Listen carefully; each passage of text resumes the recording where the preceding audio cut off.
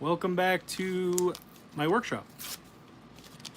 Getting myself some throat coat tea, because I think it's what the rock stars use before they do a concert to keep their throat nice and calm and fresh, so they don't wear their voice out. So I notice the more and more I do this, the more I wear my voice out. So let's just get this going here before we start.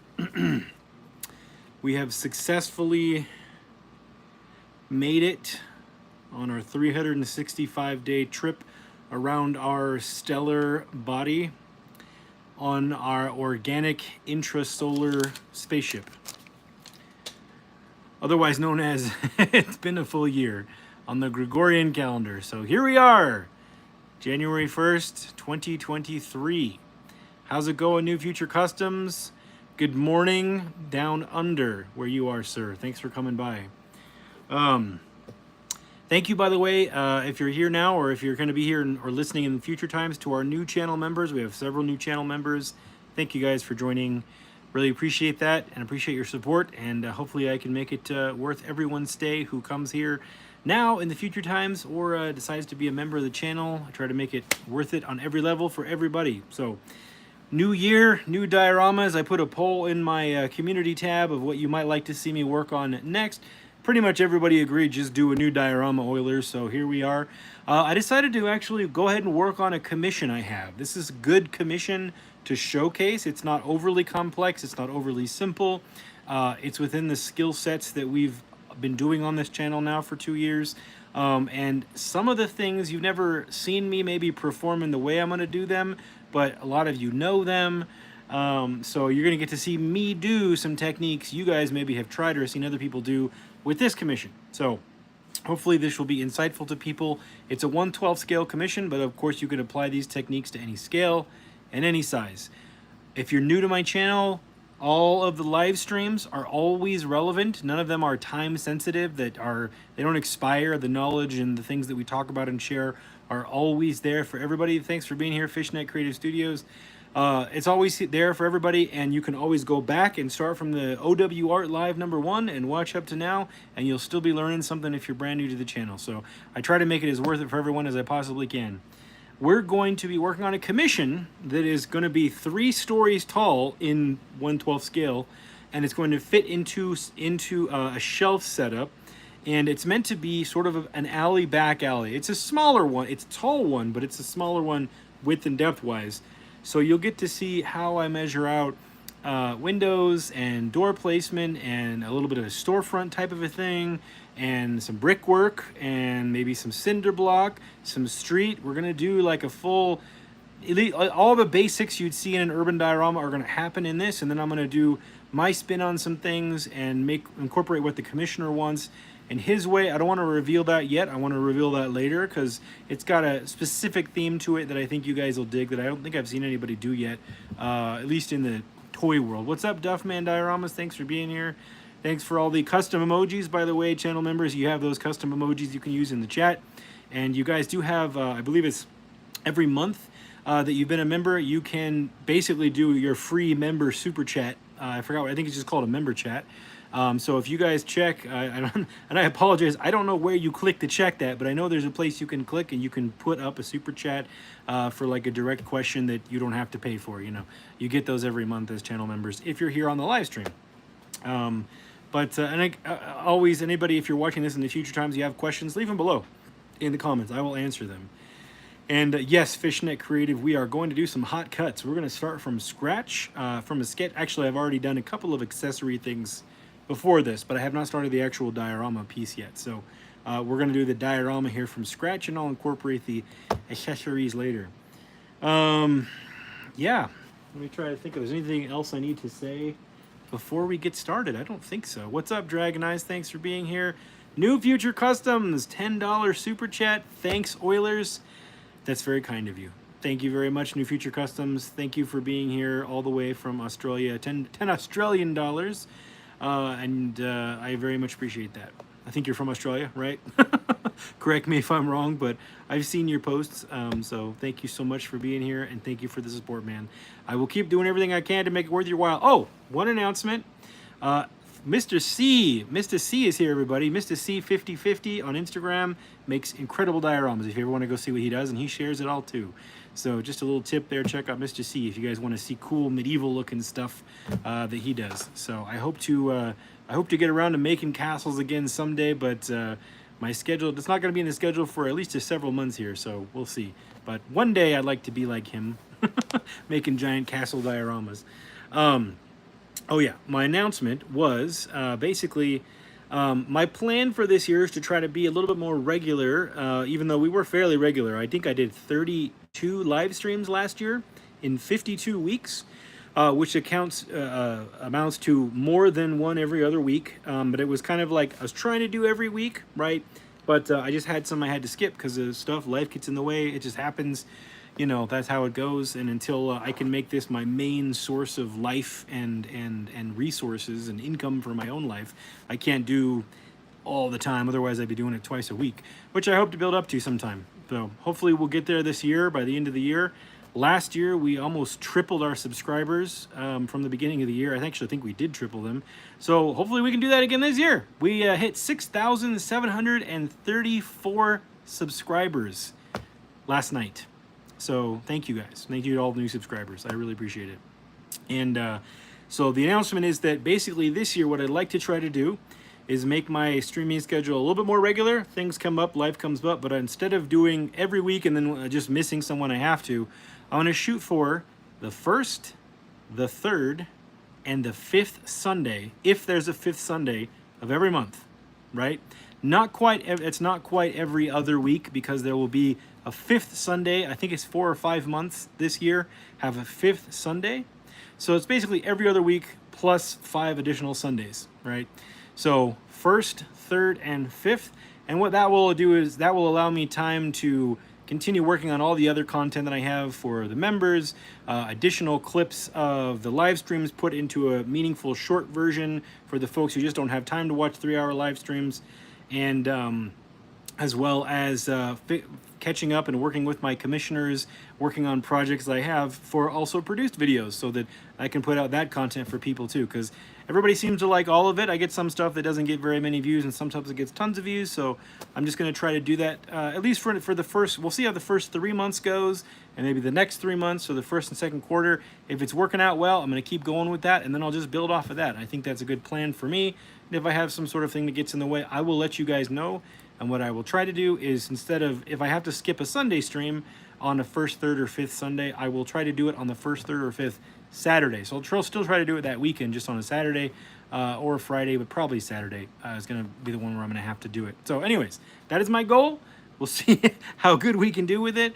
But thank you guys for being here, and thank you for coming along the ride with me every time. So I've rambled on for 8 minutes, and I haven't done any art yet, so better shut up and do some art. Let me show you guys the size and space that we are working with here for this diorama. Okay. There's our beginner foam. So, this is going to be a tall diorama, like I said. This is the shelf space. So this is there's like a shelf going like here, and then there's shelving coming up here. And then there's, this is the opening right here. Right, and then there's a shelf here, and the shelving that goes this way, and shelving that goes this way, like that. But we're going to fill in this void here, which is what these dimensions were. So the void that we're going to fill in is 20, oops, not 12, I already messed up, 20.5 inches wide, 11.25 deep, and I can go as high as 34 inches tall. I might shrink that just a little bit, just because I feel like I need a little bit of wiggle room for assembling this thing in the space. So I'll probably end up going like 32.5 high or something like that, but I'll probably go the full width and the full depth. And with 34 inches, we can do a lot of levels or a lot of floors. And so if you guys don't know, a basic standard average floor height is 8 feet, right? And if we're going in 1/12 scale, right, for those of us using the American standards craziness that the rest of the world doesn't use, a feet is 12 inches, and in 1/12 scale, you just have to divide 12 by 12, right? You get 1. So 1 inch equals 1 foot in 1/12 scale, like Marvel Legends size. That's what we're going for here. So 8 feet is simply going to be 8 inches. That's what I'm getting at. 12 inches equals a foot. So 1 foot in 1/12 scale is 12 inches in real life. So it's very, very easy to do the math in 1/12 scale. When we get into the other scales, it's different. And if you're using centimeters or millimeters only, then you'll have to do your own math, whatever that ends up being. So the reason I bring up floor heights is because I think I have enough room in here. I'm just going to draw these lines here to denote 3 levels. I could even do like 3 levels here, 2 levels here, and like a roof or something, and like do a fake background. I don't know. I'm still working out the specifics of each little section, but I know generally what I'm going to be doing here, and I'm going to kind of let it tell me what it wants to be as I go. So generally a floor is 8 inches, right? So if I have but one thing to note about that is when you have a building that's over 2 floors, a lot of times once you get to a 3rd floor or a 4th floor, the bottom floor becomes higher. It becomes about a 10 or a 12-foot floor, depending on how grand you want the entrance or how big it is. So like hotels in New York might have, they might have a 12-foot bottom floor because they've got a big entrance door and they've got like glass and they've got a revolving thing and there's a big entry hallway, right? And if you did that all at 8 feet, it might not look as impressive, but you go to 12 feet, it looks impressive. But then when you go up the stairs to the 2nd floor and you've got apartments, then you get down to your 8-foot ceiling height, which is this. I should also specify that's the floor to ceiling height. That's not the beams in between the floors. So I'm saying this all for a reason because this is how I math out my floors on a diorama like this to make sure they actually are in scale or at least resemble the scale correctly. So we might have a 12-foot entryway and an 8-foot 2nd floor, and then typically every floor above, except for like the penthouse floor, it's going to be another 8 foot, right? So you got your steps going up here and your steps going up here. And then you might get to the top and it's like the 20th floor. And then you have like 10 foot or 12 foot ceilings again, right, as a penthouse floor. And it's just like typical of architectural and engineering design to do stuff like that. And obviously, if you go with a larger floor, you can use larger beams and larger things to carry the weight and the load above. So with this, I'm not going to do a 12-foot bottom floor. That's too big because this is supposed to be an alley, like basically in New York.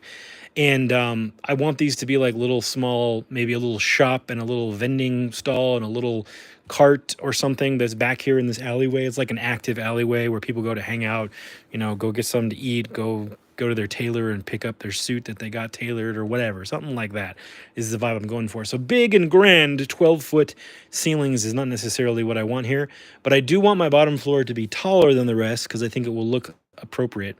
So I'm going to go with the bottom floor that is 10 feet, or in this case, 10 inches. You have to have an in-between because your floor joists, you have your floor, but under your floor, you have vertical joists. That's what you hear creak when you're walking across an old floor that's got wooden floor joists. They creak and stretch. I'm going to put a 1-inch break for the floor joist. And then I'm going to do an 8-foot floor. And then I'm going to do a 1-inch break for the 2nd to 3rd floor transition. And then another 8 inches. So let me see what this adds up to, right? We got 10, 11, 19, 28. We got 28 inches, right? So there's 28 inches of floors, and I have 34 inches of space. So I've got 6 inches of space I can still use. So what I'm going to do is I still have to add the thickness. I'm going to probably do a foam base. You could do a wood base. You could do an MDF base. You could do a chipboard base. You could do whatever you want to use as the base. I'm going to go ahead and just stick with foam, probably just 1-inch foam, because I'm going to actually probably carve into it a little bit and on top of it, just for effect and to make things look real. And you'll see what I mean when we get to that. So I now have another 1 inch down here for the thickness of the foam I have to add. So that actually takes us to 29 inches. So I still have 5 inches to play with. So I could make the bottom floor taller or the middle floors taller. What I'll probably just do is I'll probably just do some sort of decorative piece up here, or maybe on just like this side, and just do brick going all the way up here to compensate, like it's the top of the building. Like, because what you would have right here is you would have another foot, which would put you at 30 inches for the top floor, and then you'd have the roof, where you'd have a parapet which is the ledge on the roof. It's usually not very high, you know, that people fall over, or Spider-Man jumps off of. And so that puts you at another 4 inches of parapet. But like I said, I didn't want this to go necessarily all the way to the top, so I will probably just do 2 or 3 inches. So basically, like this whole section will be about 3 inches. I'm gonna make this part up when I get to it. I'm just making sure that all my math, I don't start building and then I build and then my whole thing is like 36 inches tall and it won't fit and I have to cut it all down. That would be a tragedy.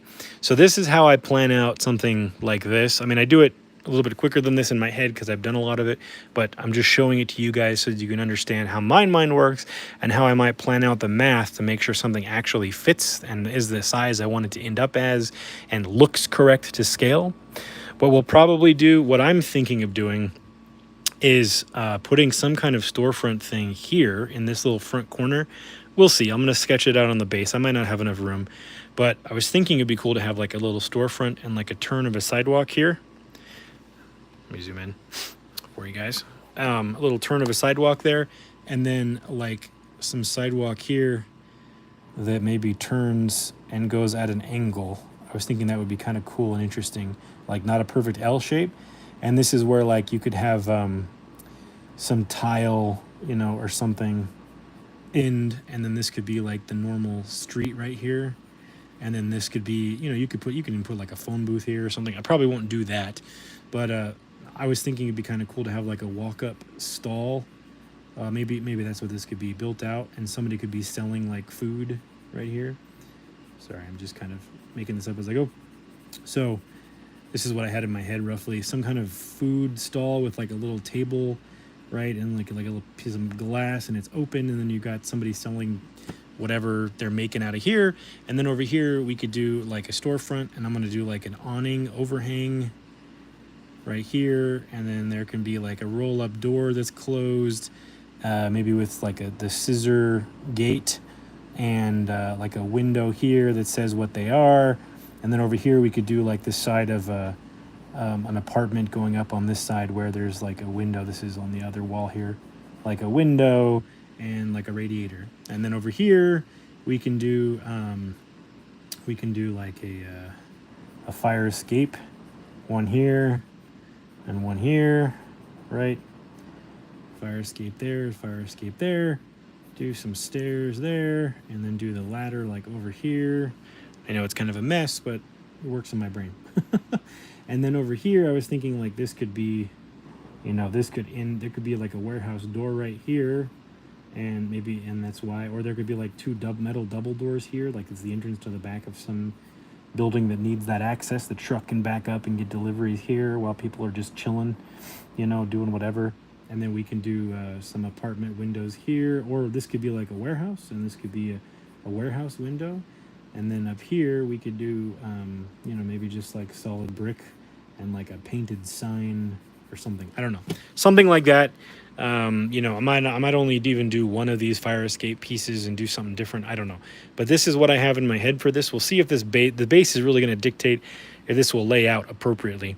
So I'm gonna cut this base out, and then kind of sketch on it and make sure this is gonna work space-wise. I don't want it to be too cramped because I'm sure the person that's getting this wants to fit as many action figures as possible. So I'm thinking if you can get, you know, 1, 2, 3, 4, 5, like 6 on the base and a couple on the fire escapes, and then maybe we could do like a ledge here, some kind of decorative ledge. And this could be like a balcony. I don't know, maybe we could do that. I don't know, but see what I mean? Just get the plan in place and then just build up and make it up as you go along. So that is what we're going to be working on here. And I'm going to be doing this stuff off screen too, because this is a commission. I have to get it done. So I will be working on this with you today, and then when I have time during the week, doing work on it, reviewing next in 2 weeks what I've done off screen, and just continuing it on screen with you guys, because this isn't just for these live streams. This is a commission I have to do in a set amount of time. So that's what we're doing. And thank you guys for the likes. We're 20 minutes in. We got 18 people watching and 15 likes. Thank you guys as always. I appreciate it. Let me just set this over here, and we're going to go ahead and just use XPS, EPS, Pink Panther foam from Home Depot. We don't need to do anything different, so this should work out just fine. I'm going to set my plans over here. Take a drink of my my Rockstar throat tee. And we're gonna see here how wide this piece of foam is. It's the only piece of pink foam I have right now. I didn't have a chance to go to Home Depot. 16. Okay, that's perfect. So I can cut a good base out of this. 16. And yeah, so we're gonna do some basic foam cutting, which you've seen me do before, but why not do it again? I'm not worried about like these slightly marred up edges because in the end they're all going to get covered up. So my width was 20.5 inches. I'm going to use a lovely Sharpie. 20.5, 20.5, and I'm marking on the center line because this is a thick pen. If it was a finer pen, I might mark differently, but this is a thick pen. I'm marking on the center, and then I'm going to use my speed square to draw a perpendicular line perpendicular. I'm using this factory edge over here. I think this is the factory edge. Yes, this is the factory edge, meaning it's the straightest edge that's already on here. So I'm using that as a guide to get my speed square lined up to get a straight line. You don't have to use a speed square. You can just measure it all out, use a ruler. You can use a T-square, whatever. I'm just using this because I have it and I'm used to it. And then you can go to the other side and make sure everything's lined up, and voila. And then we're gonna get this is my big fat knife. This is the one you guys normally see me use. This is the bigger knife. Both are good.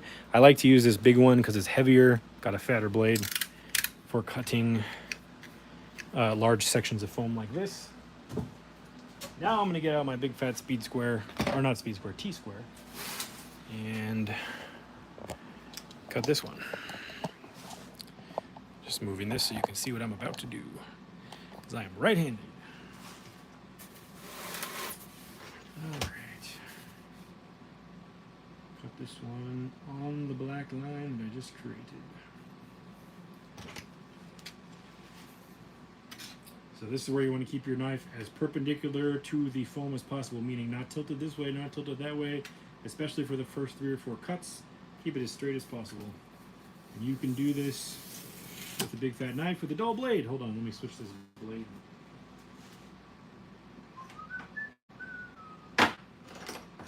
Where are my pliers?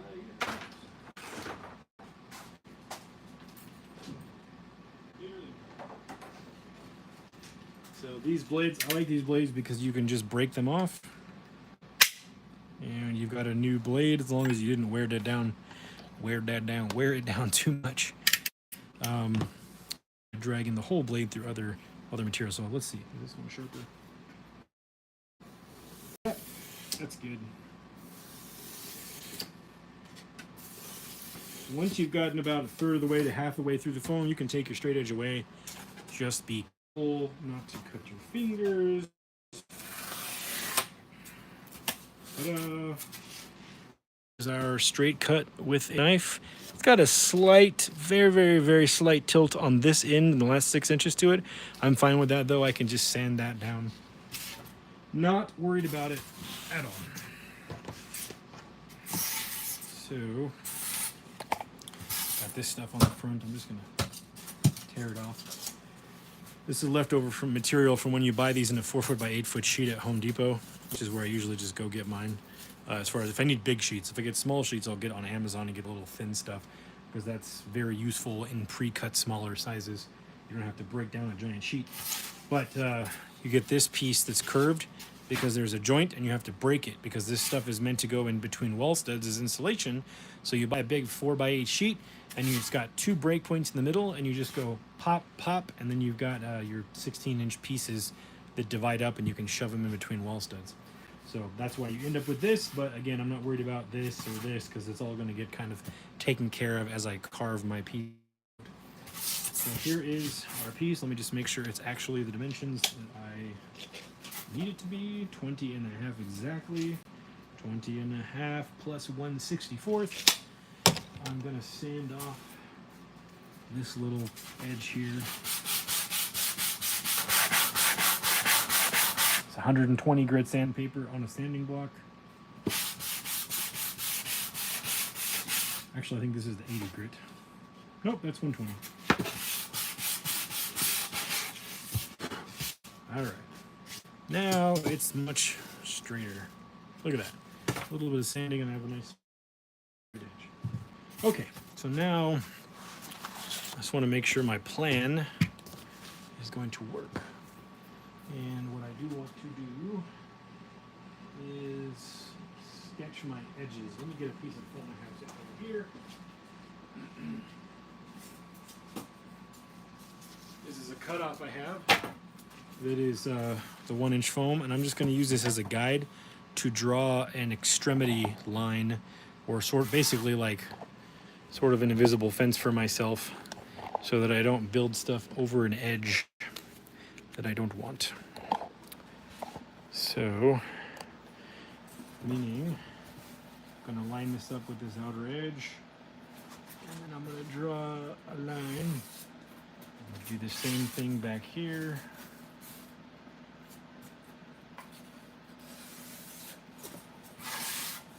And I'm going to do the same thing back here.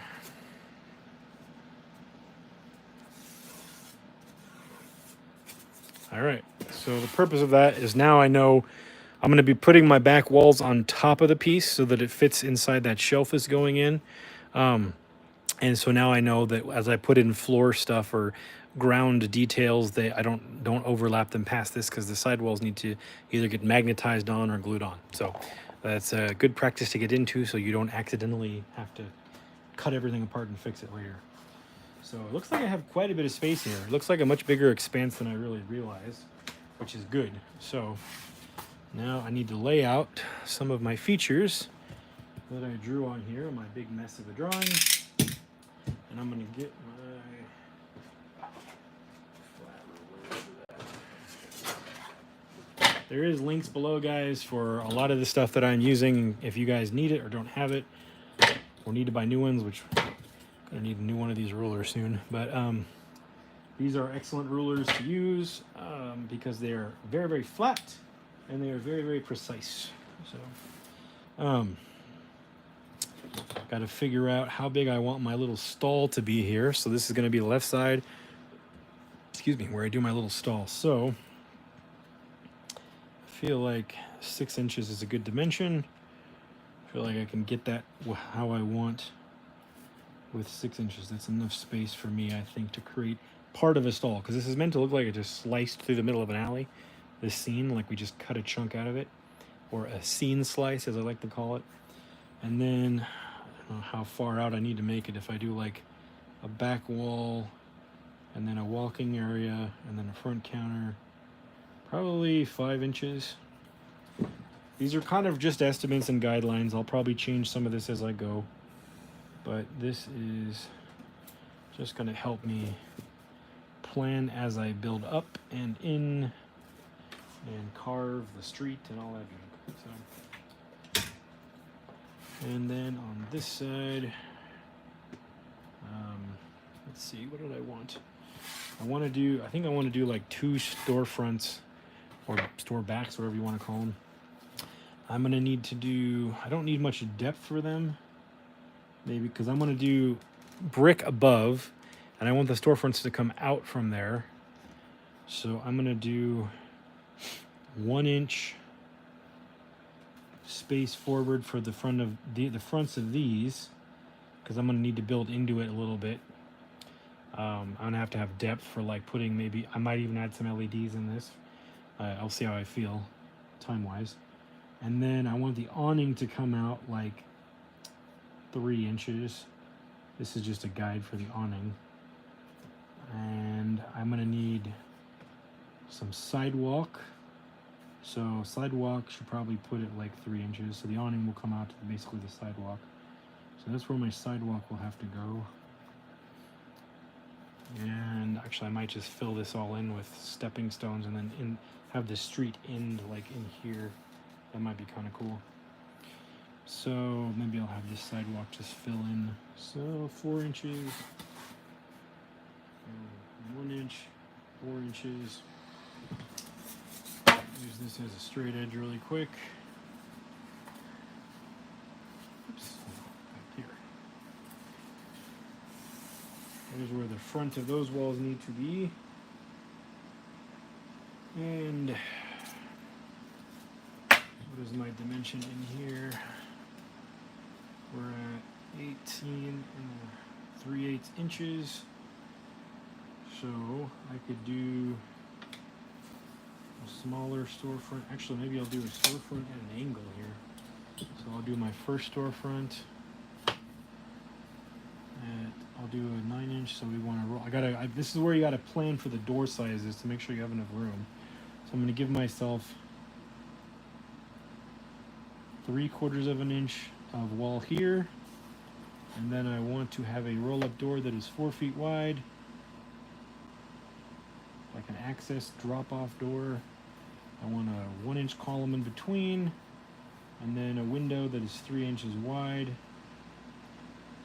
and that puts and then I want a 1-inch of wall on the side of that.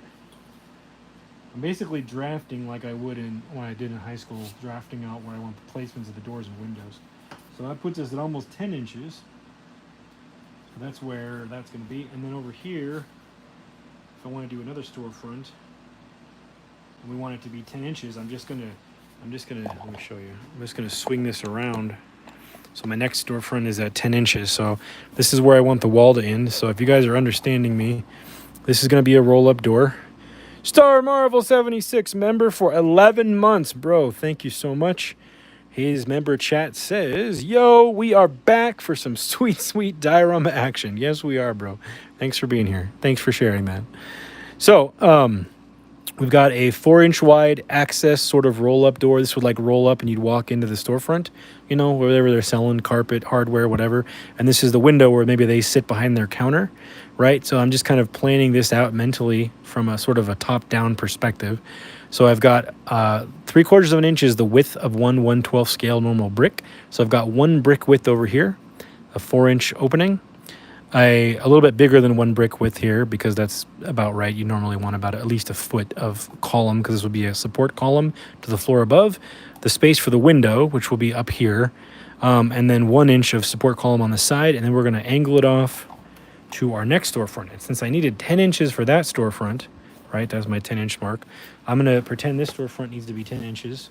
My other feature, it doesn't have to be a store either. It can just be a feature. And I'm going to put a pivot point here, and I'm going to turn this on that pivot until this line hits my 10 inches right there.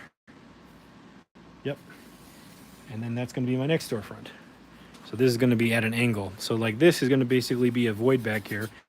But that's cool because I could create some depth if I wanted to have a window that's open and put like a printed piece in here or something to show what's there. So this could be like maybe we could do a noodle place, like a new Chinese noodle place or something like that, or a Vietnamese noodle place. Well, probably Chinese because of what the commissioner's asking me.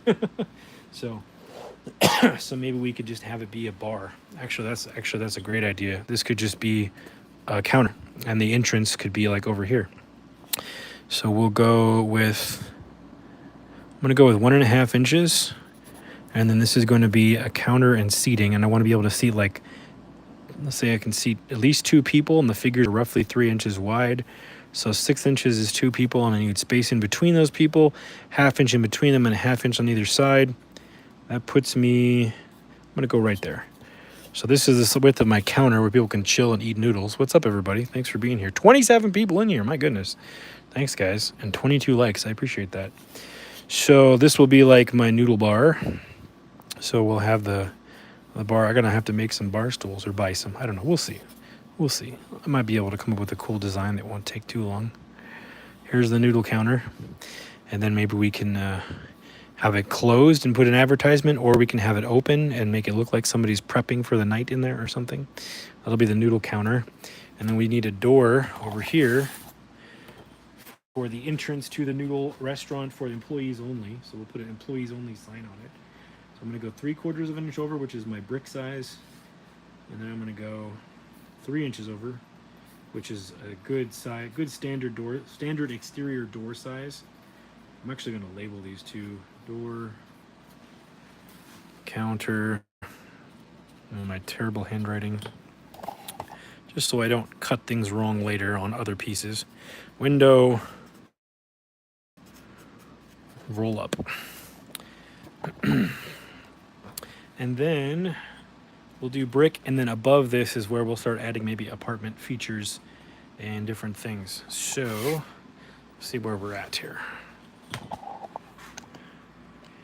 So we've got, this is our entrance to our alley.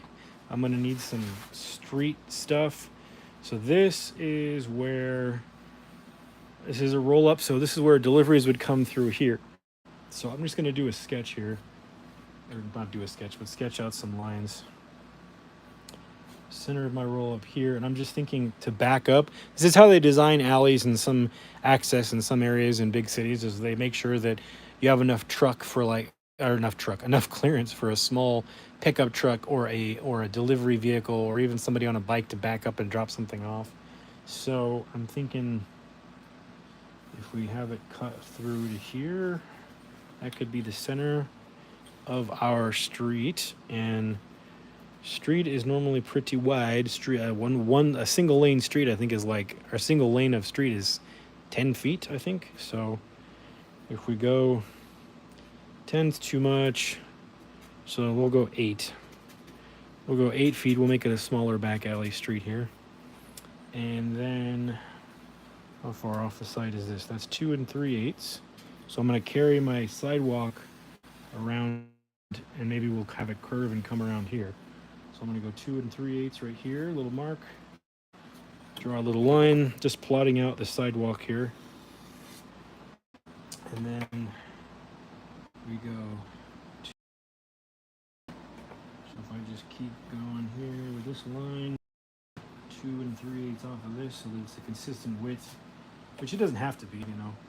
It can be all kinds of different widths if you want it to be. Don't need to. I'm going to have this curve because I think it'll look cool. And back alleys, a lot of times you get a taller sidewalk in a back alley because things drop down or other things get raised up. So I probably won't do a standard size step up here, which would normally be 1/2 inch for me. I'll probably go deeper, like 3/4 of an inch, to make it look a little more older, urban sized. I'm going to go 2 3/8 there, 2 3/8 there, mark that. There's our curved sidewalk there. And then I'll use my beloved speed square to just draw a reference line here. And we're going to turn this like that.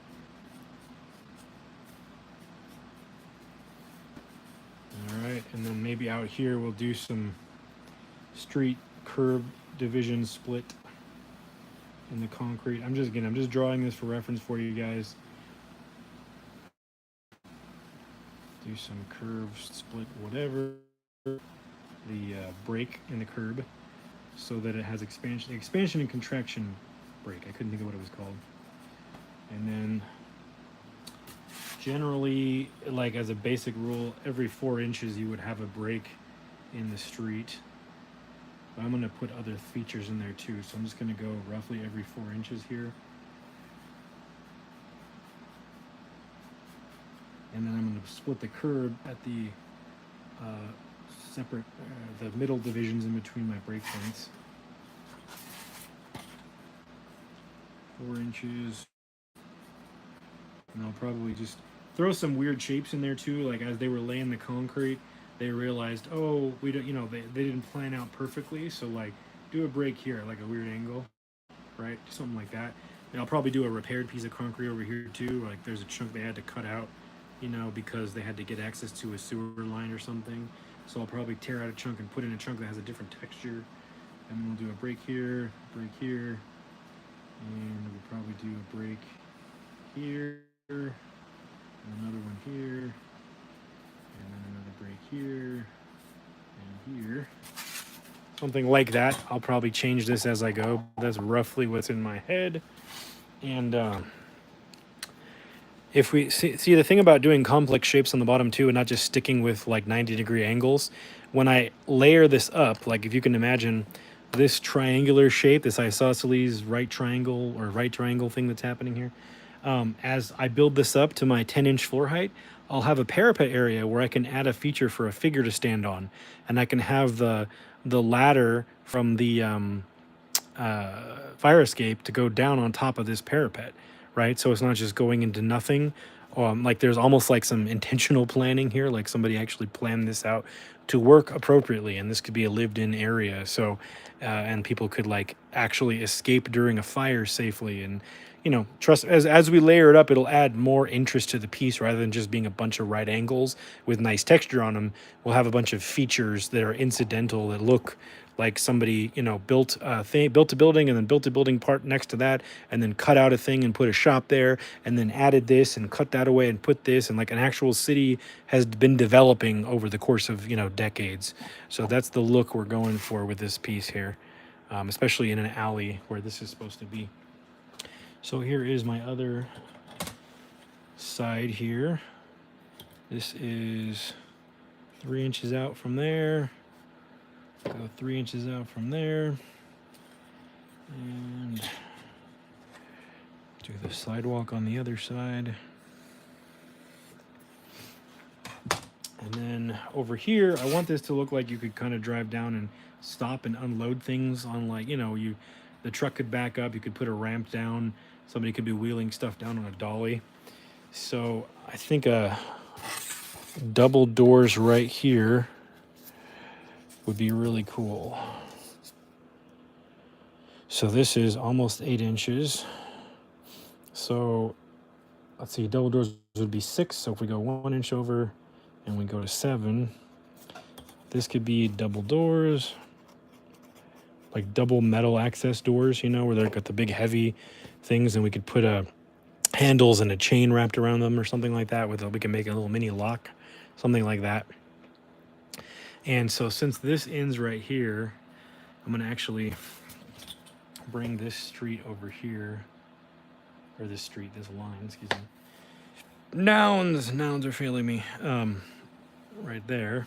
And then what we'll do is I will try to match this angle right here. We'll do this. So I'm going to lay this next to this. I'm just going to make sure the distance from this to this is the same. 5.5. Yeah, not the same. 5.5. 5.5. Now this and this are at the same angle. If I draw my little line right here, then I can create my little curved area right here. And you make your little complex looking path, and back here, and we could put a little raised platform if we wanted to, which I probably won't because that's a roll-up door. So, well, maybe I will. Make it look cramped. Give it a little cramped urban feel. We'll do a little step up in front of this door here. So I'm going to just draw a line like that. So we'll do a step up where this like maybe curves and goes all the way over. There we go. We can have this go all the way over. Maybe a step up here. This could be like remnants of a sidewalk that used to go all the way right here, but somebody built a stall right here. So just making things look like they intersect. And then somebody decided to curve this because they're like, oh crap, we're going to build into this guy's roll-up door. So let's cut this off. So there'll be a step up to those doors here. And then this will curve, and we could put, maybe we could put like a drain right here. Do the drain, and then we can do like a what's the little access plate dealy right here. Little diamond plate dealy right there. And that maybe this is why they had to cut into the concrete here to fix the pipe, because right here the sewer access, it like froze in the winter, so they had to cut this open to fix the pipe and then make sure it was functioning, something like that. Come up with a little story for your city. Why are these things there? How do they work? Why are they in that place, etc. And then maybe I'll do, you know what I'll do here? I'll just do this as like raised tile. Like maybe this whole thing was street and they put in tile because somebody built this shop, and maybe I'll curve the front of this to make it look fancy. Yeah. Curved front. Maybe this can be like a key shop. There we go. You can do a key shop. I like that. So we got key shop. We got a tailor. I think that'd be cool to have like that be a tailor or like a dry cleaning place. We got a noodle shop. This can be the entrance to the noodle shop, and we could put a sign over here that says employees only. And then I'm just going to use my ruler as a measurement here, and we'll just put some like raised tile right here. So the main features of this are going to be on the bottom floor, and then a couple of big features on the walls. So I will spend like more time on the bottom floor than I will on the other floors on this, just to create a area of interest for the eye when they look at this piece. So and the reason I'm saying that is like I'm getting really detailed here, but as you see as I go up, I will do maybe just a couple of areas of detail, whereas other areas will simply just have like swaths of texture with weathering on them, whereas this will be a lot of feature and detail. The walls will have less of that. And so, yeah, we'll do like tile right there. I think we have a good layout to start with. I like it. I like it a lot. So this will be we'll either do a cork or a sandpaper street. I don't think I've ever demonstrated the sandpaper street, but we've done a cork before. So let's see, what do I want to start with? I could cut the walls out. Ow. Just got something under my fingernail. Piece of dried glue. Lovely. Okay. Anyways, I would normally cut the walls out, but I don't. I know what I'm going to be doing here, and everything I can do down here won't interfere with the walls, especially since I demarcated my my setbacks here. That's the technical term I was looking for earlier that I couldn't think of. My setbacks. So I can probably just start cutting. I can cut some stuff at some 10-inch heights, because remember 11-inch. 11-inch or 10-inch? What do I want to do? 10-inch? Yeah, 10-inch. We'll do 10-inch. So 10-inch heights for this stall and this building, and we can start layering in this wall and this building, because that's going to end at this outer wall here at an angle. Like that's just going to abruptly end right there. And I can start cutting this out, this. And then once I have that cut out, I can start putting in the flooring, or I can put in the flooring first. It doesn't really matter. So it's up to you. It's your little world. Channeling our inner Bob Ross. Okay. So there's our master plan. So I'm going to start cutting out some pieces of foam at like a 10-inch height. Star Marvel, I don't know the technical term for anything. The technical term for anything is anything. No, I'm kidding. Hey, don't worry. I forget most of it. I remember things from when I learned things like conceptually, but I forget the technical side of things all the time. I know like how to do it, but I've said this many times before. I know how to do the thing, but sometimes I forget how to say the thing. So, Mike Hext asks, what's your preference for painting dios? Cheap Walmart Apple paints, or do you go more pricey? Mike Hext, it depends on what material you're working with. I have doohickey. Perfect. That's a good term. Doohickey. So when I'm painting foam, styrofoam, XPS foam, urethane foam, and it's something that I'll probably, and it's going to be mostly flat surfaces, and I don't need to paint onto the foam like fine details. It's all going to be like basically just colors and textures. Cheap apple barrel paints from Walmart are perfect. I use them most of the time, and everybody who's watched my streams can attest to that. On foam, they work fine. They actually adhere extremely well to the foam as well, and they dry great on the foam. Now, obviously, if you're painting like a high-end, $100 styrene model kit that you bought of like some fancy car, you don't want to use those paints. You want to go get nice modeling paints. But really, it's up to you. If you want to use nicer paints like Model Color or even Citadel or the little Warhammer paints, or you want to go get higher quality acrylics, that's fine. Going higher quality is never going to be bad, but I'm just saying you can achieve high quality results without doing that. Unless you're going for a specific look. So don't be afraid to use cheap paints, especially on foam and cheaper materials, because they tend to blend really, really well together. I've learned to use them both. I don't for a lot of what I do, unless I'm painting an individual accessory that I made, like an item of some specific look, then I'll pull out my more expensive paints, like the model paints or the airbrush paints or whatever. But for big swaths of texture and flat area and stone and street, Walmart paint works perfect. It works absolutely perfect. So don't be ashamed to get cheap paint. So I'm going to start cutting off 10-inch chunks of foam. Foam.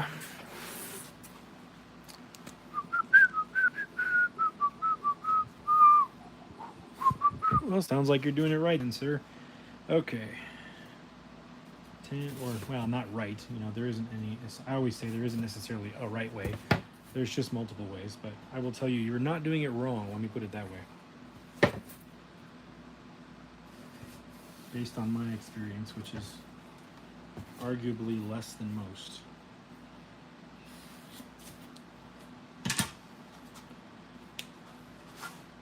I don't feel the need to describe this, as you guys already saw me do it. So, you just could watch me do this. Haha. That's why you're here, right? Watch a diorama guy do diorama guy stuff.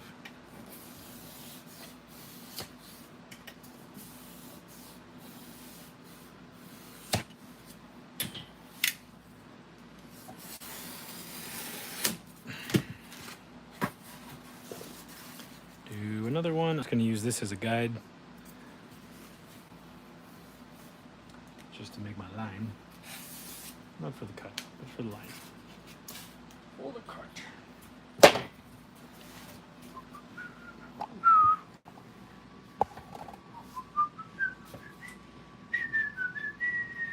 Copyright claim.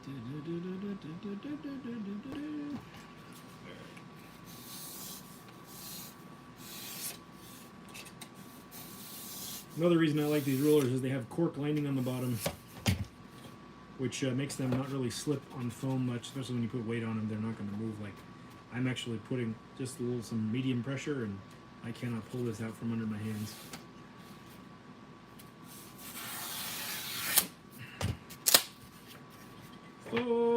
One more.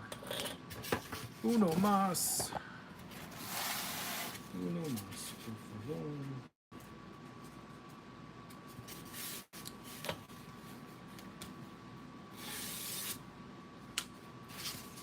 That. And I know there's plenty you could be doing tonight, so thanks for being here with us at the workshop, making stuff on the first arbitrary date of the way in which we count our traveling around our stellar body on our organic space shuttle, the Earth. There should be plenty to be able to break down and turn into other things. Okay.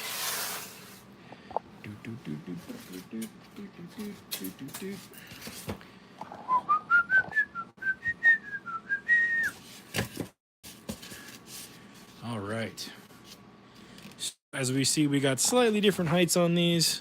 Just because I was doing it rough cut, I wasn't being super perfect, but I'm not going to freak out about that. I can refine these if I need to later. There's a slight angle on this one, and the slight angles on these ends down here, but it's not a big deal. So I can always sand those, as you saw, and as I layer materials on, I can hide my little flaws by gluing other details over them. 8 likes, my goodness, thank you guys. We're over halfway to my record that I had. I think my record was 57, so thank you. Excellent amount of people here and an excellent amount of likes for the first stream of a new year. Thank you, thank you, thank you. 29. Oh my gosh. Okay. So this I did my, because this is where the back is going to be. I'm going to be adding that piece right here for this first, whatever I called it. So what I'm going to do is I'm going to this is why I sketch this all on the bottom, so I don't have to keep measuring and remeasuring on every different surface and plane. Because if I had a sketch of this on the side and not on my base, I'd have to look at my sketch and sketch out my width and cut it and make sure I measured it right. And then I have to sketch it here, and then I have to sketch it on. If I sketch out the whole thing like it's drafted on here, and I know where I want things to be, at least from a vertical perspective on the first floor, I can literally just do this. So here is my first wall. This is where I want the roll-up door. This is where I want the window. And this is where I want to cut it off because it's going to intersect with this other side. So I will cut this off. And this is already set at 10 inches. And I do need to probably sand. That's got a little bit of an angle to it, but not the end of the world. Okay, so this is the wall. 30 likes. Oh my gosh. Okay. This is, actually, you guys should probably be over here. This is the roll-up door. So this is 10 inches. I'm going to line this up on my cutting mat to use as a reference instead of my speed square. Since I have a little bit of a wobbly cut here and a wobbly cut here, I cannot trust this cut with my speed square because I might be tilting off or forward or backward because of my wobbly cut. So I'm going to line up the sides here that I know are straight. This is factory edge. This is a broken factory edge, but it's still a factory edge on my mat. And I'm going to use that as a reference to get straight lines. And I'm going to make this roll-up door. So if I want this roll-up access door to be accurate, Marvel Legends action figures are 1/12 scale, but they're actually slightly bigger than true life 1/12 scale. Like if you Captain America, for instance, in real life, you know, he's like 6'2" or 6'4", but they make the actual Marvel Legend, if you scale him down, like 7 feet, right? So if we're making this for action figures, we actually have to overscale the doors a little bit to make them look right with the action figures. So, they're actually like 6 3/4, I think, is what they make them like in the action figure height. So I generally would make a standard man door 7 inches tall, but a roll-up door, I need to compensate for like a cassette. They call it a cassette. It rolls up into that sort of cassette manifold piece. So I need that height as well. So I'm going to go 7 inches, my door height, and then I'm going to add the cassette piece. So I'm going to go 8 inches is what I'm trying to say. And what did I say this was? 3/4. So if I mark 3/4 over and I go up 8 inches, and I mark 1 inch for my cassette. There's probably another term for it, but that's what I call it because of the industry I'm in. We would call it that. So I know I am going to be 4 inches over here, and I'm going to go 8 inches up, and then here is the line that I'm actually going to cut out. And I'm going to draw an X here because I don't want to cut this out. This is where I'm going to put the cassette that the roll-up thing would roll up into. And we're going to cut this out. Well, we don't actually have to cut that out. We could just glue right on top of this if we wanted to. And this is what separates the diorama people who want to get creative and inventive and maybe hyper real from the quick version, right? And I say this, it's a stylistic choice. I probably worded that wrong, but it's a stylistic choice is what I'm getting at. I could just glue my door material, plop right on there, and that would look great and it would look realistic. But if I wanted to just make it a little bit more individualized and realistic, I could cut this out. I could shave the foam down, inset it, and then do the door so that it's set back a little bit from the front of the wall, which is exactly what I'm going to do because it makes it look a little bit more custom and a little bit more neat. So I'm going to do that to add more depth of layers, because if I glue everything to the face of the foam in this little area that I just created over here, it's all going to be pushing inward from the outer walls. But if I cut into the outer walls back, it actually feels like the diorama gets opened up and there's more space inside of it. It makes it feel larger, and it actually adds a lot more interest. Now, you don't have to do that, and that could not be the look you're going for, and because of how you're layering it, you may not want to do that.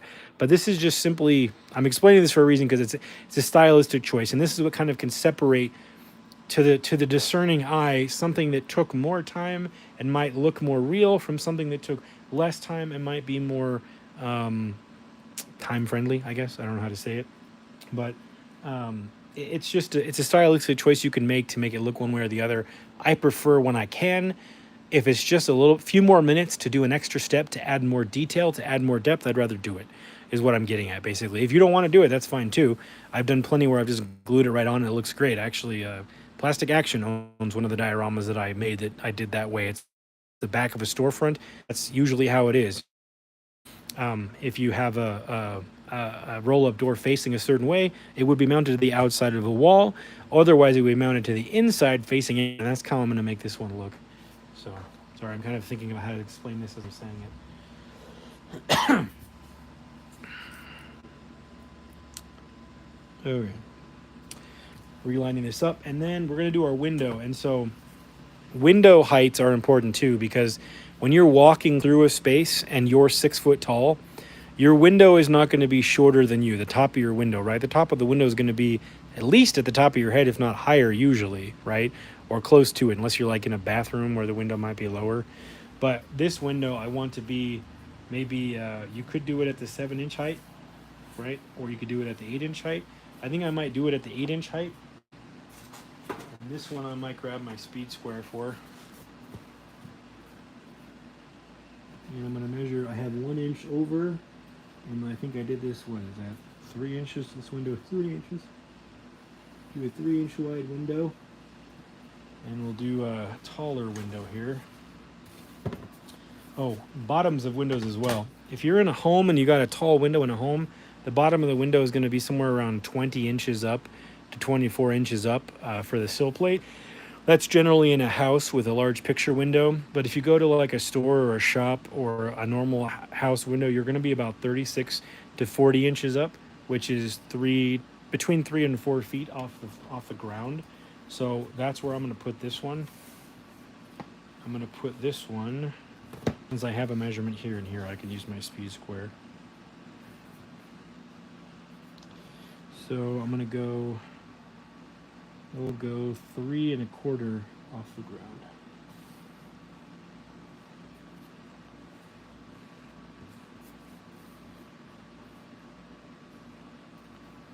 Three and a quarter.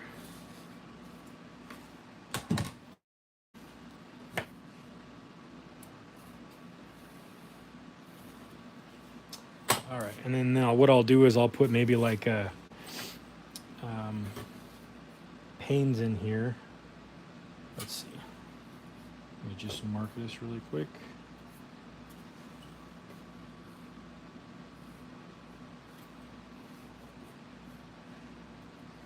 Two, three, four. I'm just drawing it on here for reference. I'm going to make a window later. But again, because I want to cut this out and inset it, like I'm going to do the door, just to add depth going outward rather than coming inward and crowd the piece. Again, you don't have to do that if you don't want to. I just kind of like to for all the reasons I said.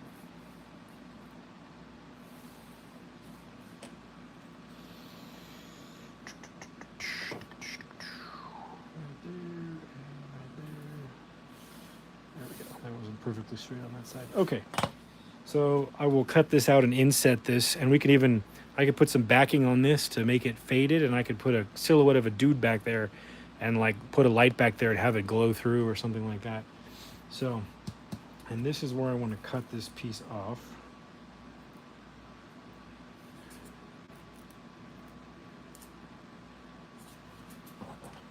And draw this line really quick.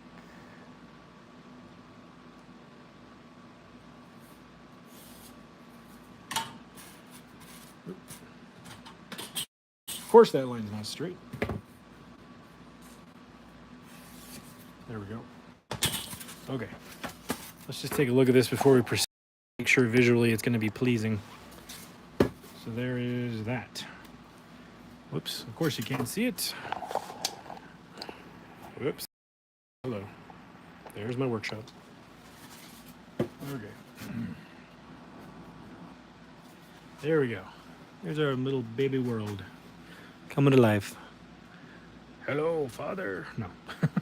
So there's a little window there, and we could even have like a little ledge here where somebody could set a little coffee cup, or I don't normally do things like cigarettes, but you could put a cigarette there, something like that. See, this is where you're gonna have the sidewalk coming out, and then we can. I'm trying to decide if I want to leave this and cut an angle on this. I want to just cut this straight and cut an angle on that. I think I'll cut this straight, and then that will allow me to add more depth. If I cut this piece off over here, right, I can add more depth of space back here for this noodle counter space. So I will probably just cut that off. So yeah, let's do it. Let's do it. 36 people watching and 31 likes. It just keeps getting better. Thank you.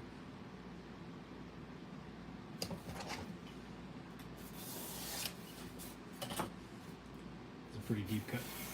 So I'm just going to do that one. There we go. Bloop. So now that's one of our back walls. I am going to, by the way too, this isn't the way that I do every diorama, not even every urban diorama. This is just the way I'm going to do this one. So don't think that this is the only way to do this. If you have another way you'd like to try, feel free to do that. This is not some kind of like industry standard. It's just the way Euler thought to do this one. So I'm going to lay this down here like we did on the other one. And I'm going to mark my counter hole. Actually, yeah, counter hole here, and then this needs to end right there for this wall. And that's going to get cut at an angle. So, oh no, sorry. I should do this farther over. Yeah. So this needs to get chopped off. This is my counter. This is my counter. And that's the outer wall. The taller lines. Yeah, I need to trim off that side. Okay.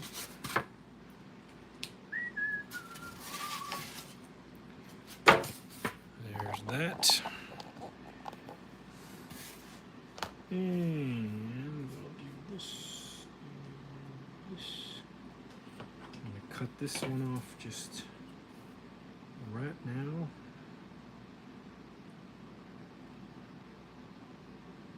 Yep. So I'm going to go ahead and just attempt a 45-degree angle cut right now. I'm going to do one little very slight cut, keep my blade in place, and then very carefully just going to tilt it at an angle and just go a little bit at a time, because this is where it could slip and you could just, cut your thumb. So, whoops, be careful, don't do that.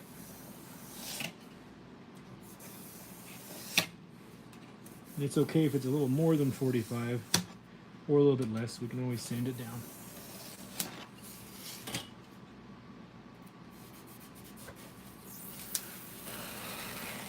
Boom. One way you can check if your cut was 45 degrees too. Take your pieces and flip them together, and then line them up on your base. And if they fit tight together at 45, it's a 45. Nope, it's a little bit less than a 45 because they had more of an angle. So I'll just have to trim some off to get it to a 45. That's okay. That's what I get for doing it by hand. I have a really fancy hot wire cutter that I could set at a 45-degree angle and do all that, but for this purpose, I don't need this angle to be visible. It's going to be hidden, so I'm not worried about it being a perfect cut, because it's going to literally be never seen once the diorama is assembled and finished. So you could literally just take your knife and just shave it off. You can be a foam barber. Barbershop foam guy. And again, I don't really care how this looks because it's going to all be hidden. It just needs to intersect the other wall correctly.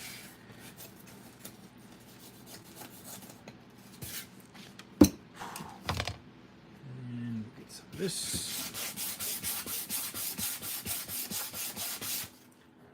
This other one's grittier. All right. good enough for now. There's a little curve in that, but I'll fix that later. This is just about getting the basic layout so I can add details. Okay, so now this is our count. Oh, I forgot to cut this off. Let me do that really quick. So this one I need to cut off, but at a slightly less than 45. Well, a lot less than 45. This is where this needs to be trimmed. So this one just needs, what is it, this direction? Now I can't remember. Whoops. Hold on. My brain is forgetting. Needs to be, yes. Okay. This one needs to be cut off this way. My knife flew over here. Okay.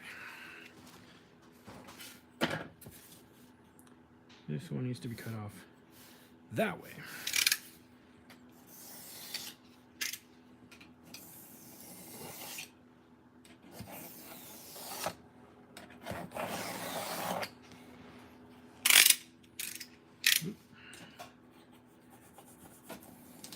Or it's like foam barber or the foam deli. Looks like I'm cutting some ham. It's like a slice of foam ham.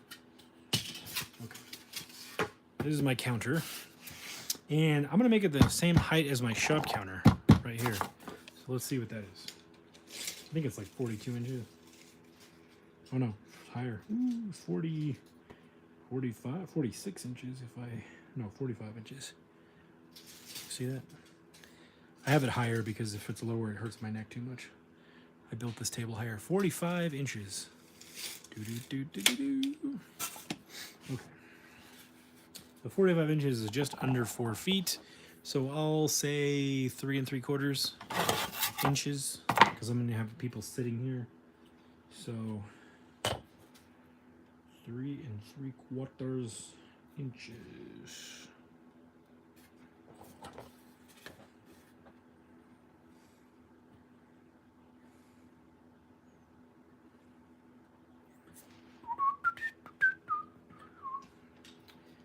So I have this set at 10 3/4, so all I have to do is go 3/4, 1, 2, 3.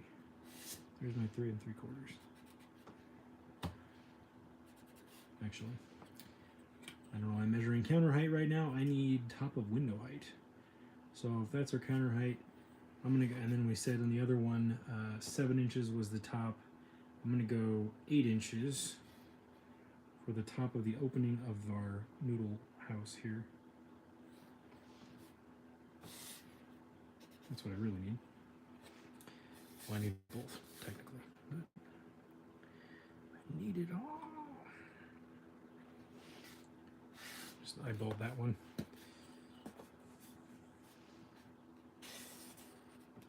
Okay, there's the top of the noodle house. So we'll have an awning coming down over it too. So it'll look a little bit different when it's done. So I went higher and the awning will come down and cover it. So again, we get those layers and different heights. Not everything's at the same height. Just makes it look more interesting. Kind of how it would really go, you know, in real life.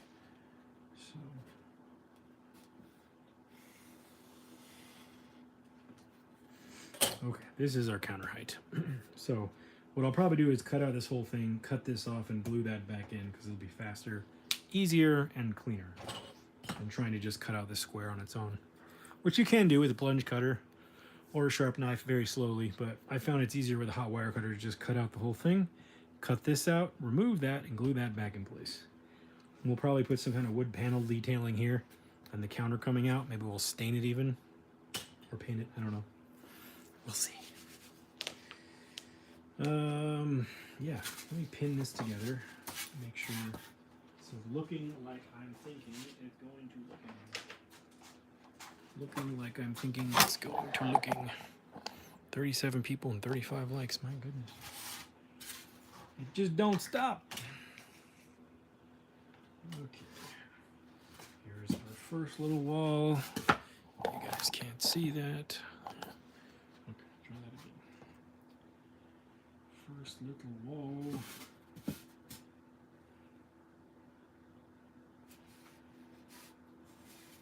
I'm just using sewing needle pins to hold the wall in place temporarily.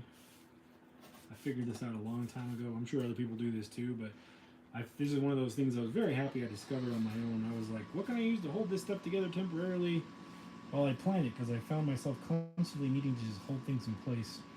And masking tape does not hold correctly. And I don't want to glue anything and have to break it off, later. So these sewing needle pins, even the bigger ones too. I'm using smaller ones, but the big 2-inch ones are perfect for this. Which I have somewhere. I don't know where I set them. So we're using the smaller ones right this second. Pin this in place.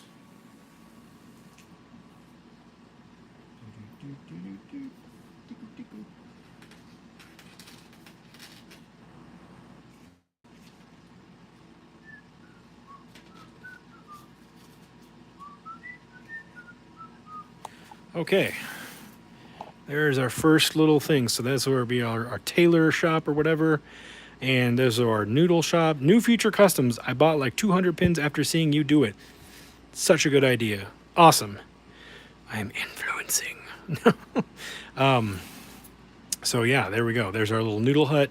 There is our tailor shop. And I made up what these were going to be on the spot. I did think about this theme and this setting for a while, but I hadn't decided on what's going to be what. I knew I wanted an awning. I needed a roll-up door somewhere. I needed something warehouse looky. I needed a counter of some kind, so maybe and I think a key shop will be perfect right here. And then we'll have our outer wall here. It'll have the door on it on the outer wall. That is our door right there for the outer wall. Or door right there on an outer wall. Troy Dodson, what's up, man? Thanks for being here. So this will be our little key shop. So this is one where I got to figure out exactly how I want to build the key shop. Now I probably need to sketch a little design for this, because if I don't, I'll probably be redoing it. So this is one where, because it's have this curve here, and I want to have some glass, and I want to have curved glass. Let's just ruminate on this for a minute. Let's just pretend we're cows in a field chewing on grass, ruminating on that grass. I need a blank piece of paper. None of these are blank. Except this one. There we go. Okay. Key shop sketching. I'm gonna have to look up how to spell or how to do key shop in Chinese Mandarin characters. Okay. Okay. I'm saying okay a lot. Okay. Okay. Okay. Okay. Okay. I think Homer does that on one of the episodes of The Simpsons when he's like stressed out about something. Okay, key shop. I did it again. Key shop.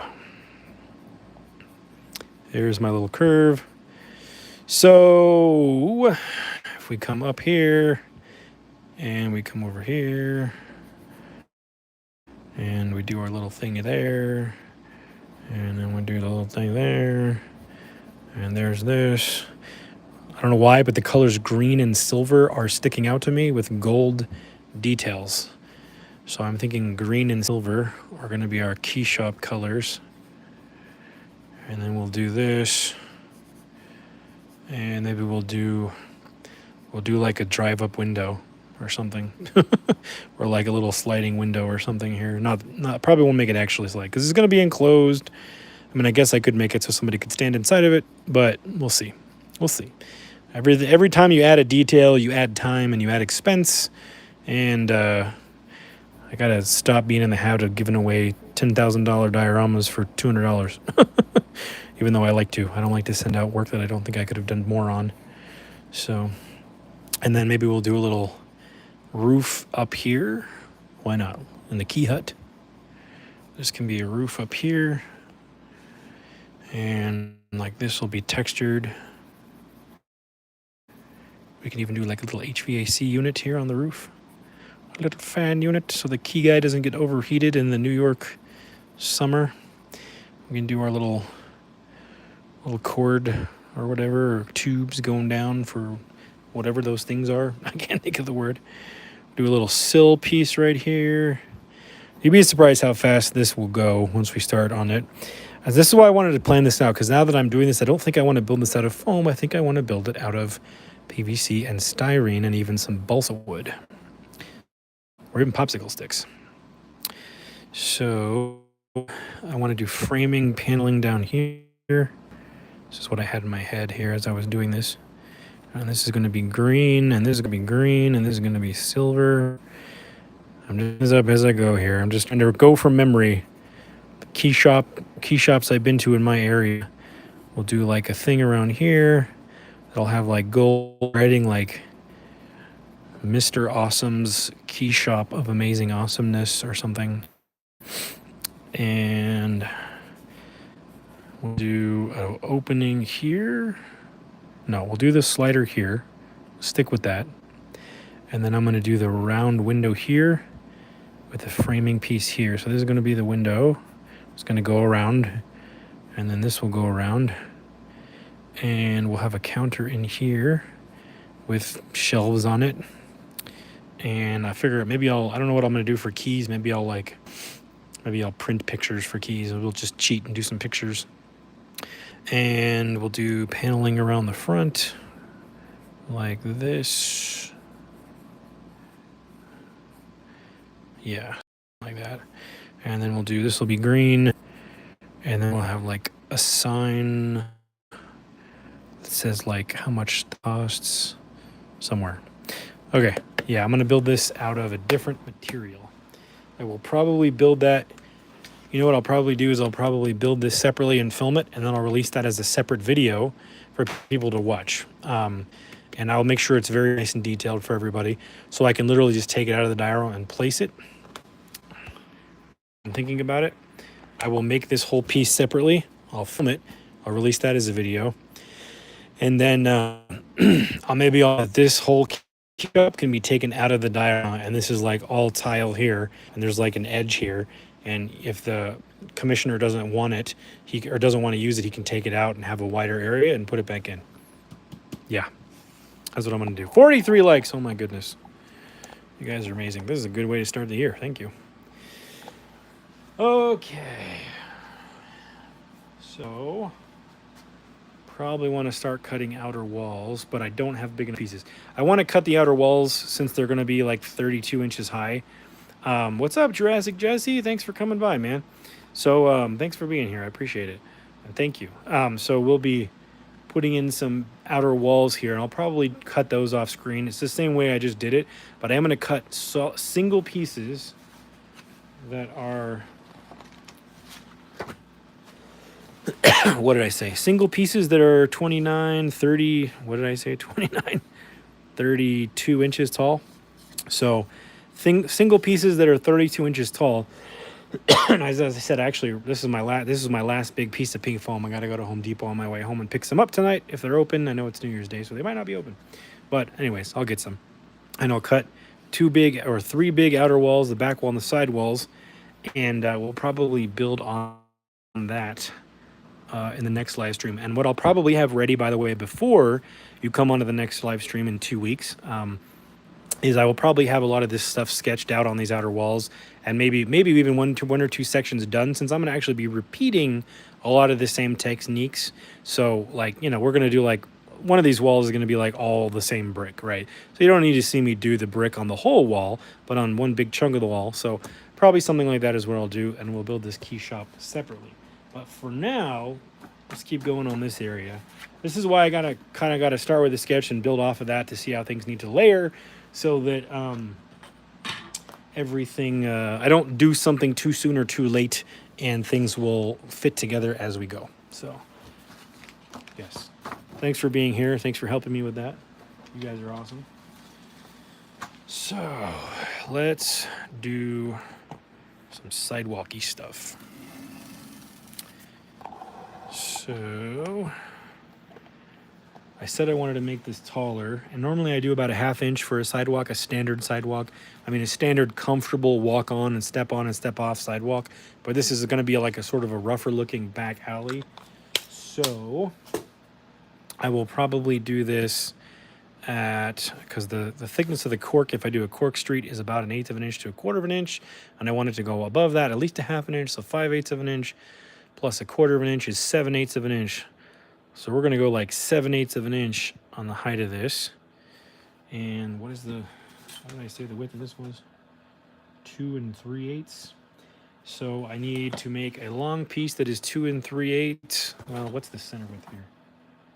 3 inches at the center there. So 3 inches. And you know what I'm going to do? I know what I'm going to do.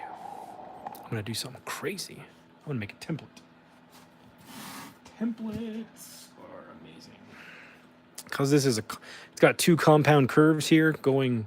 It's not just a couple of straight lines. Since I decided to get fancy, I'm going to make a template that I can use, and I can cut this thing out on the hot wire cutter and make it super duper ultra fancy, super one cut solid piece thing in the bobber.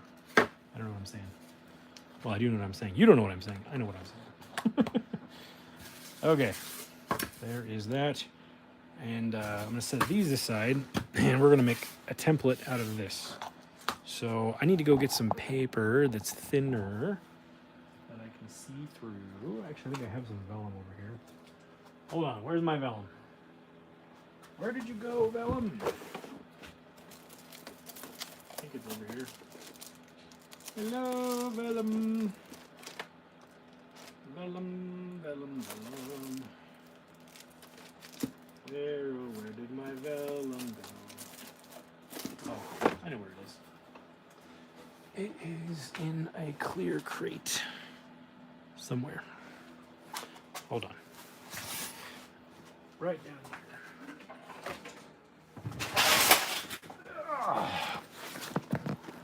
here. Materials. Oh, that's dusty. Okay. Look at all these thin materials I have. Blech. I should have. Oh, lovely. Oh, look, here's the roll of door material that I'm going to use. Old Mad magazines and stuff. Invaders magazine. Woo! Vellum, here it is. I'm going to use this. Vellum. Wow, that was way dustier than I thought it would be.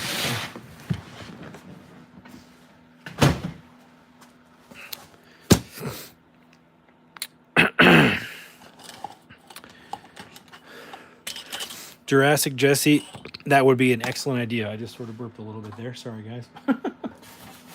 So, I'm going to use this vellum to make a template. And I need some scotch tape. Scotch tape.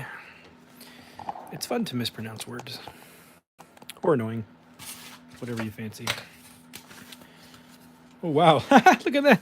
It's already the width it needs to be. That's weird.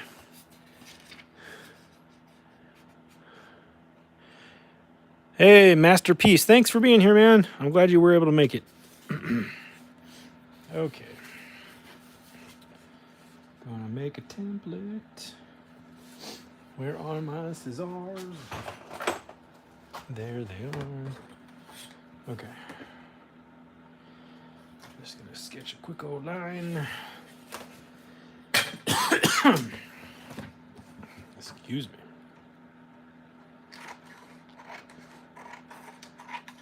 This whole bottom section is going to get glued together too. The only thing that I would make modular on this is the outer walls, because I don't want to have to put 10 trillion magnets in this piece. Excuse me. So I'm also going to use my pins to hold my template edges in the right place here. Back that up.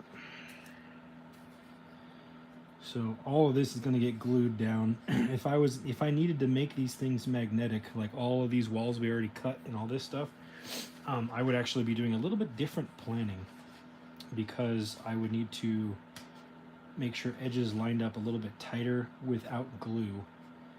But this whole bottom section, the 20.5 by 11.25 or whatever, is going to be what I need it to be. So actually, I just realized I need to shrink the front of this a little bit and move that over, because it's deeper than 11.25. So we'll do that in a minute. Duh. I forgot to do that. See what I mean? This is why we plan. So I actually have to cut a bunch of dimension off this. That's okay. Forgot about that. Durr. That's okay. I'll do that off camera later.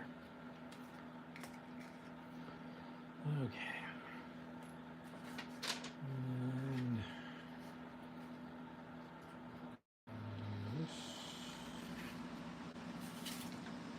And Blech.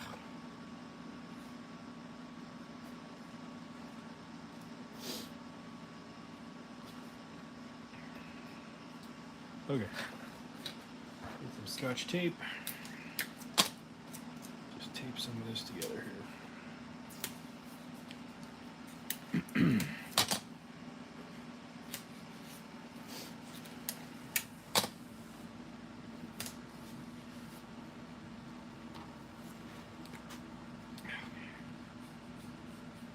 Just gonna draw this out on here.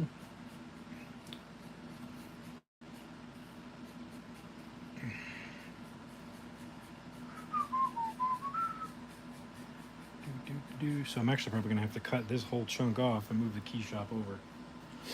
I totally forgot about the depth measurement. This is why we plan. That's okay. Everything else over here we've done can stay. Yeah, so that's gonna get all chunked off. That's okay. I'm annoyed that I forgot about that. That's okay. It's not a major, well, it is a major change, but it's not as major as it needs to be. I can just move the key shop over. Okay, there's that. And now we can cut this out.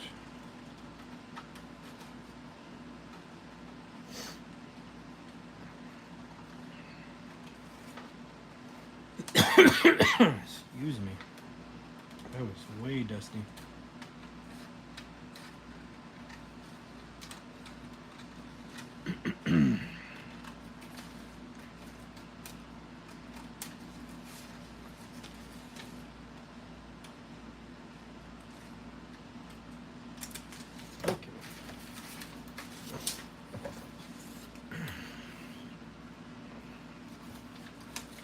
This off there, cut this off right there. You don't have to use vellum for this, by the way. I just knew it was something I had easily accessible that I can see through. You can just use like thin printer paper, especially if you're drawing big black lines. It works fine. I just know I don't have any thin printer paper sitting around. I just took the last ream I had home for my printer, so you know. Make sure this fits correctly before I sketch it onto something else. Yeah, that's pretty good. I have to make sure this back edge is perfect because it has to fit in there tight. This front edge, it's okay if it ends up a little bit bigger. So, let me see what the real depth that I have available is. 11 1/4. Yeah, my real depth ends right here. Dope. Okay. I'll have to fix that. Let me just fix that really quick so I don't proceed. It's okay if it sticks out a hair, but don't want it to go too crazy. 11 1/4. Let's fix this. What's up, toying around? Thanks for coming by, man. I got in too much of a hurry on my diorama, and I made it a little bit too big here. That's okay. I have to replan the key shop placement. Excuse me. Diorama Challenger, baby. That's 11 1/4 to the center point. And 11 1/4. Sorry. One sec, guys. Once I get this cut off, I can fix it. Thing. There it is. 11 1/4. That's the real dimension. Whoops, made it too deep. That's okay. It should still look pretty sweet. Close up of my plaid shirt. Cut that off. Boom. Okay, look at that. That's how much too big I made it, if that's even a word. But I still have room for this feature, and I can move this over here Now I just have to relocate the key shop. So let me just see. Maybe I want to put the key shop into the wall and change the design a little bit, because that's really how big it is now. So so I think I do. So we're gonna change it up. I'm gonna keep the spirit of what I just did, but I'm gonna change it up. So we're gonna forget these double doors. I'm gonna move the key shop over. So who needs double doors? Stupid double doors. How big was this? I forgot. 6 inches. So let's make it 5 inches. Or no, we can go 6 inches. 6 inches. Nah, we'll go 5. All right, we'll make the key shop 5 inches.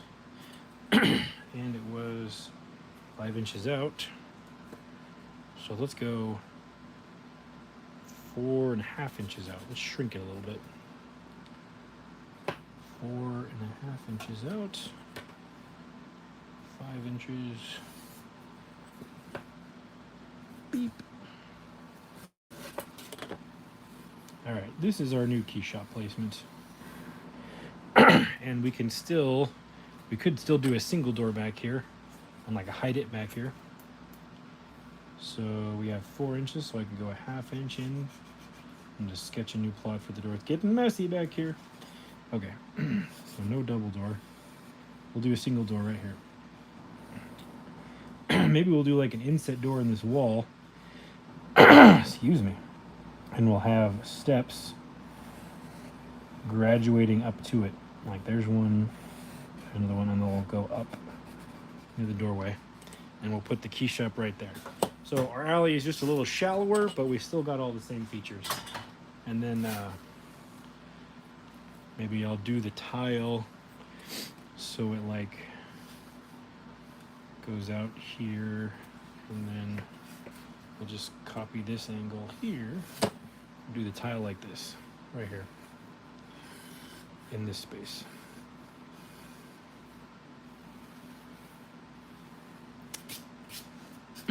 Fixed. Okay. That is a lot shallower than I thought, but that is okay. We're still going to get all of our pretty features. It's really more of like a single wall with a face to it. So that's kind of what we're doing here. That is going to work out better. And I can still make my key shop design the way I drew it, just a little smaller. So let me put a drawing size in for the base here. Oops. So what did I say? 4.5 inches? Ooh, 4.5 by 5. And this radius is probably like, what, 1.5? Yeah. This radius is a 1.5 inch radius. Okay, so now I can make that separately, and it won't matter. And now I can figure out where I need to cut off my sidewalk.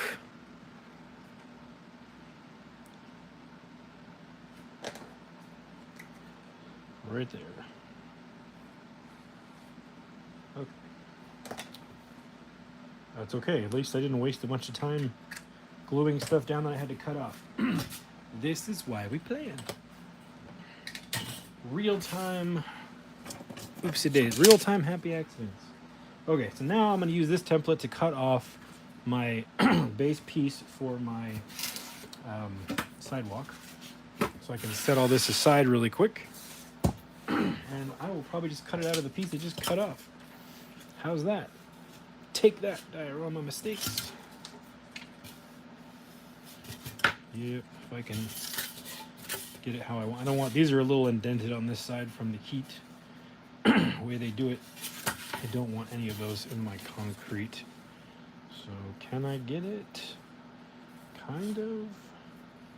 Nah, okay, I'm gonna use a different piece. I don't want to mess it up. I'll use that for something else. Unless, usually, sometimes these put an indentation in the, no, I didn't draw into this too bad. Never mind, I can use this side of it. Sometimes when you draw with a Sharpie, it indents it a little bit, and you see those indentions. I don't want to see those. So what we're gonna do here is There is a little bit of an indentation right there, so I'm going to slide this over. Try to minimize how much of that I capture. And I'm going to pin this in place.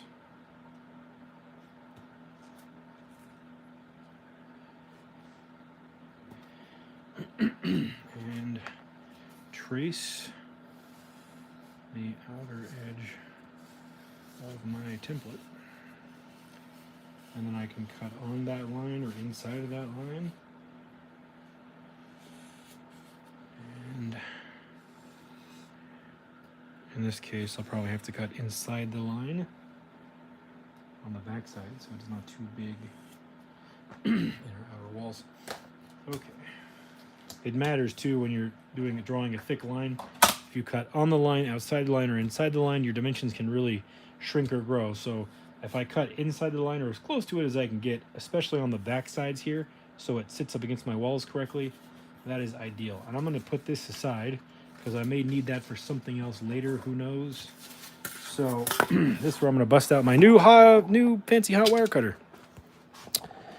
All right, Craftinator, what's up?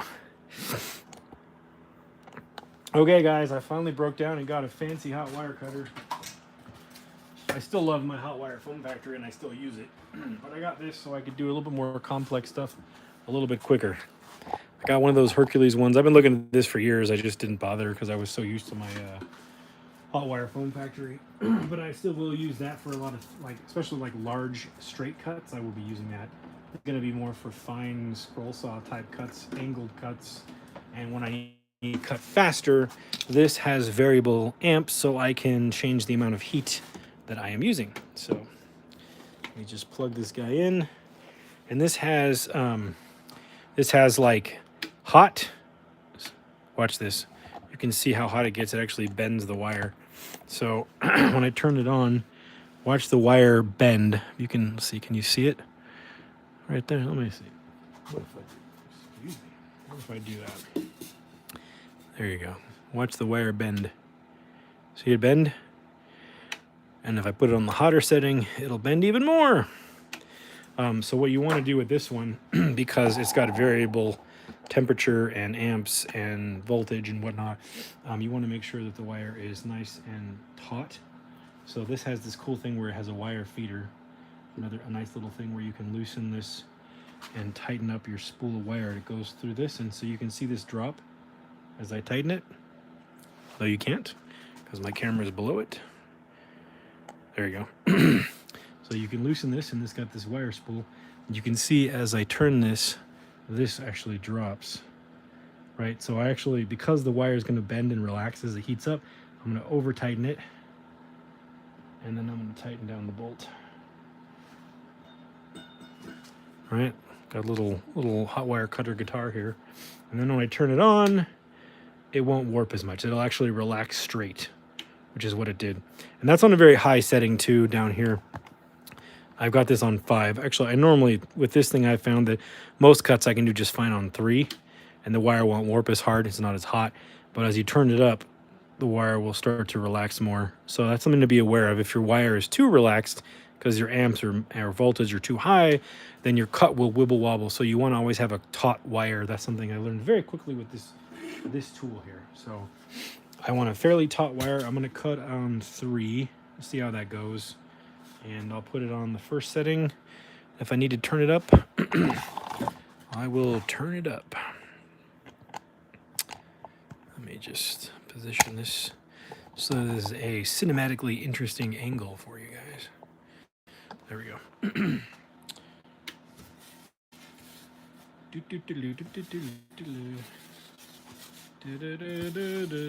Hot wire.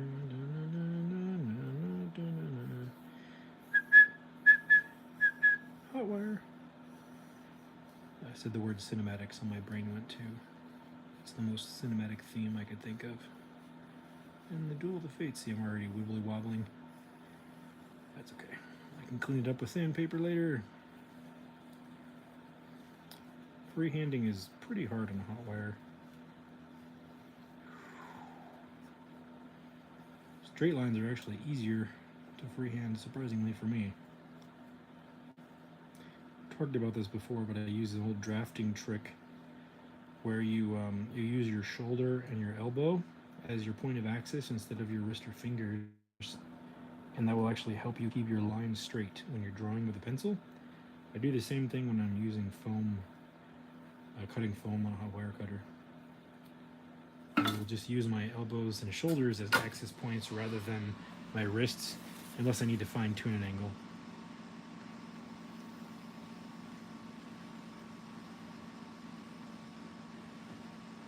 Okay.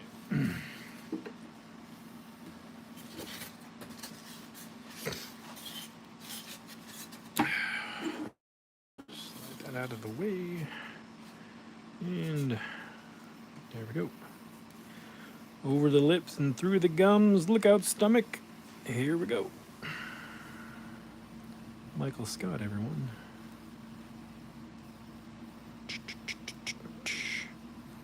Boom. Okay. Go this way on this one.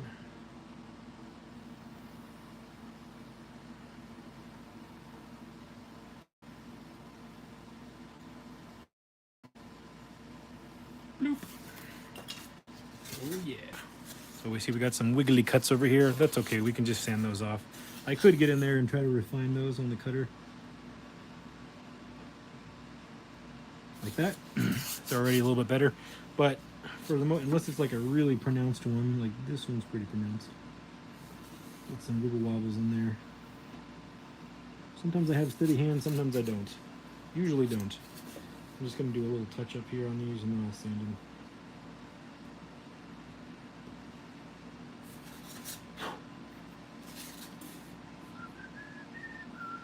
There we go. Turn it off. Set it aside. And we can check our template. Oops. Like that. As long as this back edge looks good. We're good. I think we're good. Looks good. And then we can get some sandpaper. I'm gonna do, well, no, I'm not gonna do this with my hand because it's gonna heat up too much. Use my standing block. And don't forget about a little bit of imperfection too. It will actually add to the realism of your concrete. You don't want 1,000 little wibble wobbles like I have right here, but a little bit of indentation and variation makes it look more real. If it's too perfect, it might look too new, which could make it actually look not as real. But you might want that look. You know, sometimes that looks good, especially with really clean action figures like Marvel Legends. Sometimes a clean looking diorama looks great with them. So.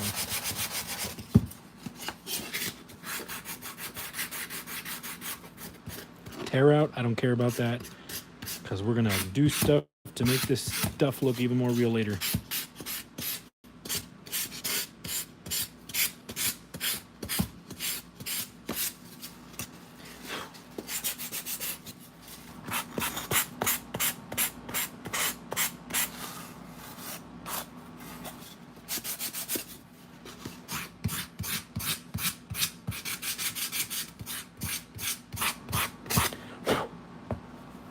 Okay, I'm happy with that.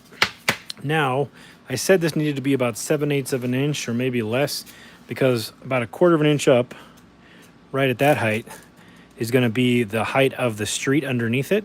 And then we need the large step up. That's too tall, so I'm going to cut maybe a little bit more than 1/8 of an inch off of this. I'm going to shave it down on the hot wire cutter.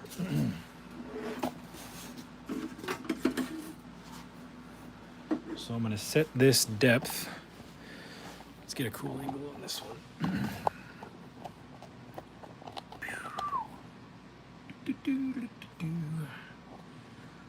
I'm going to set this depth at a little over 1/8 of an inch.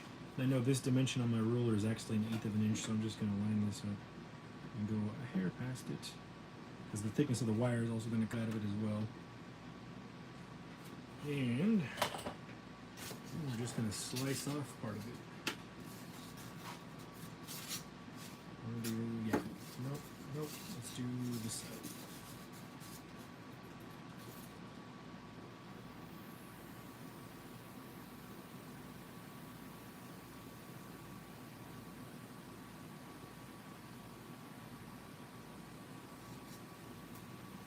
this is a nice cutter because I can change the temperature and go faster.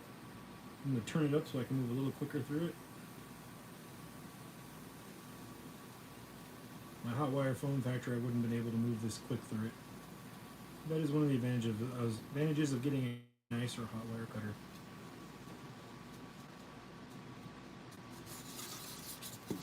Ta-da! Move this out of the way. Bring you guys back over here. 48 likes. Holy bananas.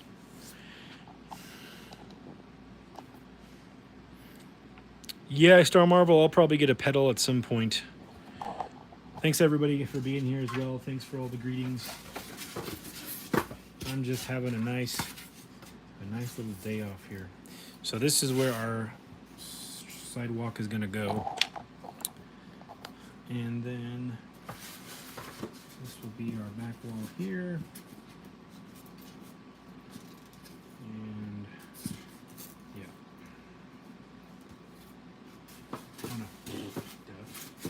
So I was like, that doesn't look right. That's why. Because it's not where it goes. Dirt. Okay. That's going to go there. That's going to go there. That's going to go there. Maybe I will shave it down a little bit. I don't know. I can't make up my mind. I still have time to change if I want to. So that's the height. But again, I'm going to put in material in here to lift this up. And then we'll cut that out to put like a drain there. So it's pretty good. Pretty happy with that as it is. I'm already seeing a little bit of a flaw in my dimension. Oh, that's because that's angled. Okay, I'll have to turn the back of that off. That's sticking out a little bit because my cut on the back side is a little tilted. That's okay.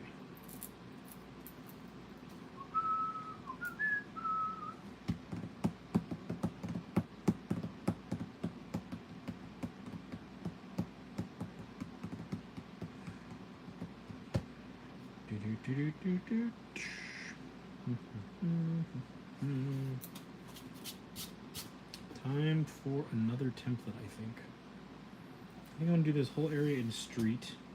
And then if I want to cut that out for the steps and for the tile, I will do that. Let me just do the whole area in street really quick. See how that looks. Cut out some street people. I mean, not street people, but, you know, people, you guys. G. Barker, I can't wait either. In fact, I can't wait so badly, I'm going to stay up all night and make it. No, I'm kidding. I thought about doing a non-stop diorama stream and just seeing how far I could get at 12 hours, but then I realized I don't want to do that. Maybe if I like ever hit 100 subscribers, I'll do it for like when I'm going to hit that or something. I'll do a 12-hour diorama because I think YouTube limits you to a 12-hour max live stream, so I'll do a 12-hour live stream diorama or something. Okay.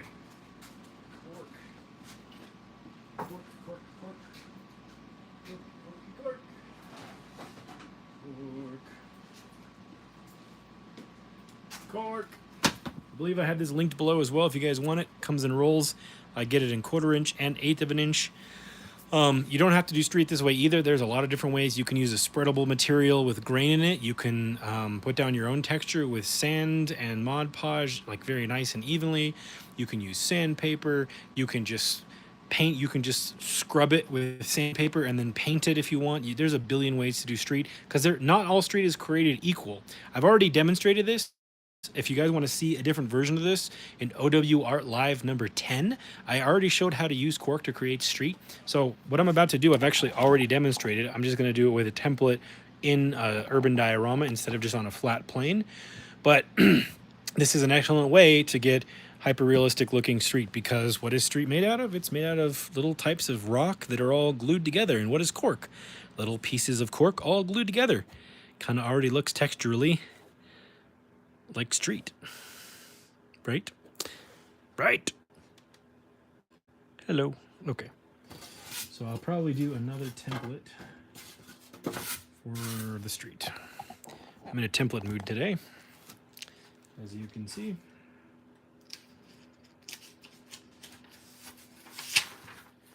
More vellum. Vellum. Vellum, vellum, vellum. Vellum, vellum, vellum, vellum. That's kind of addictive to say. All right. Pin all of this in place. Like that.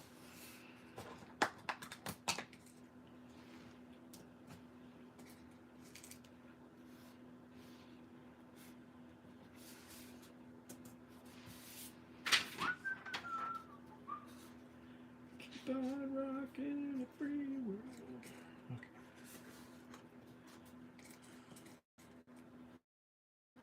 Actually, what I'm going to do for this is I'm going to put down my piece and trace my piece so that I know it will fit right in with my piece.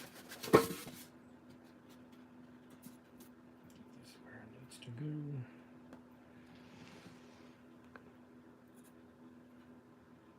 There we go. And I'm already losing my pins. There it is.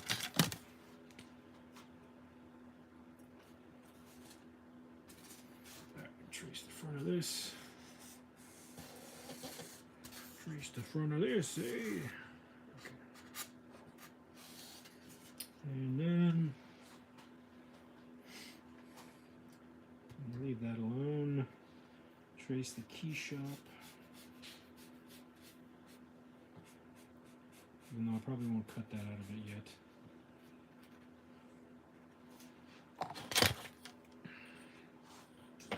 Put this down here. And trace this on here. Get some Scotch tape.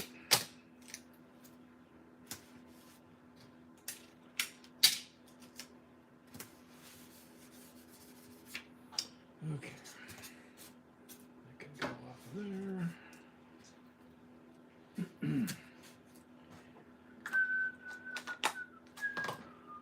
Another term for what we're doing is basically blocking. We're blocking it out. Here's a block, here's a block, here's a chunk, here's a chunk. We're blocking the dio out.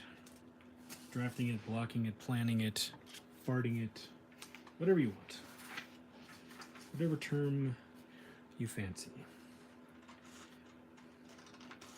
And in this case, I'm going to cut on the outside of the black line because that is what will intersect my other, my abutting sidewalk piece correctly.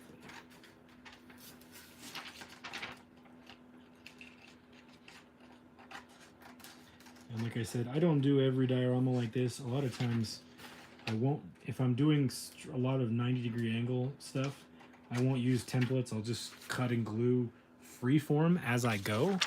I'll just cut, glue, and make it all fit. But for the sake of cutting separate intersecting pieces, templates make sense on this one.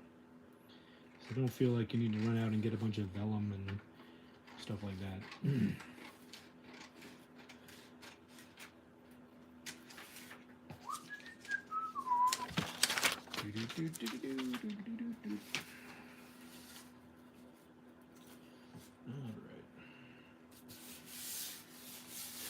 There's where our street is going to be. Haha. Now for laying out Le Cork. Go this way with it.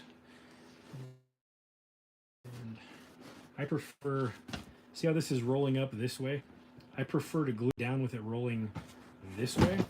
It seems to stick better and grip better. If you do it the other way and you don't use enough glue or it doesn't cure right, it'll start to peel up. So, yeah. Star Marble already ordered a ream of vellum. Okay, fine. Whatever. Do whatever you want. I guess that's why I'm here, right? To show you guys stuff. Revealing some cool little techniques tonight I haven't shown before. So I've talked about before and chit-chatted about, but this is the first time I think I'm actually showing them. So I'm just going to abut this. I'll go ahead and go all the way over. I'm a little tear out here, but I'm probably going to I'll probably cut this section out anyways for the key shop. Or do something over this, so I'm not really worried about the this tower out over here.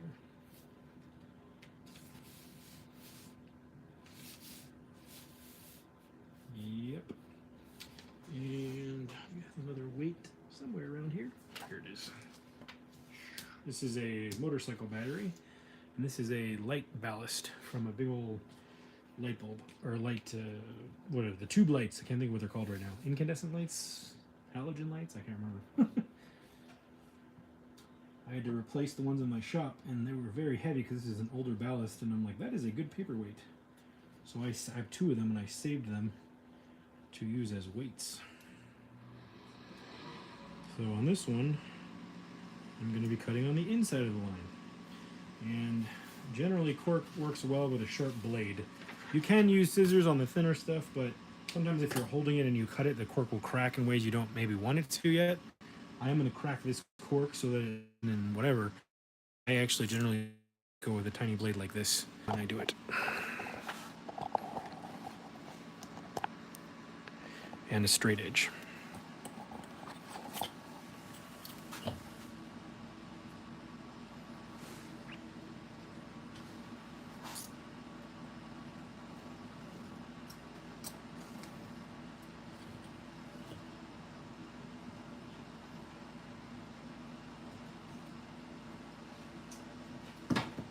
This blade's getting a little dull.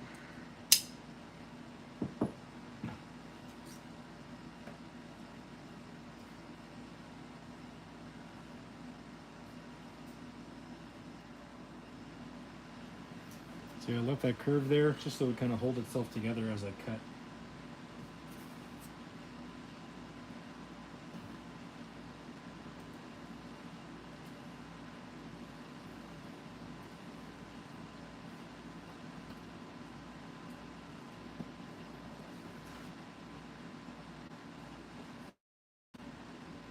And careful with cork too, especially if it's a softer cork.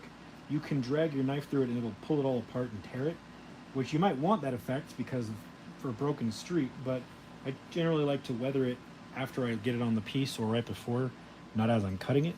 So if you don't want it to weather, make sure you're using a sharp blade and going slowly and pushing hard.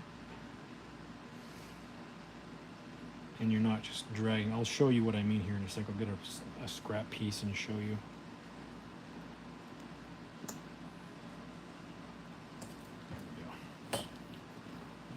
That piece of cork. So if I look at that instant street detail. So if I were to just go like that, see how it just broke it? That's why you can't do that. So you got to go slow. Make sure you have a sharp blade. With soft cork, if it's actually really hard cork, actually you can go fairly quick. Just don't go all the way down. But I'm actually finding it harder to find that stiff cork I used to buy. I seem to kind of only be able to find the soft stuff now, which is fine. But I like having different textures and thicknesses of cork because it makes it look like different types of street.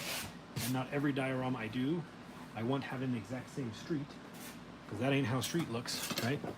Not all street is created equal, and different regions require different fill mixtures and different amounts of tar and different types of gravel and different heating, whatever.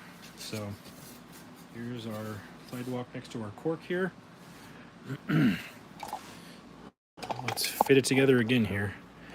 I've done a lot in 2 hours. Pretty good. Let's see if I can find my big pins really quick. Hold on 1 sec. Where'd you go? Hello, big pins. Oh, there you are. I found them. My big pins. All right. I want to use these to hold up the walls here.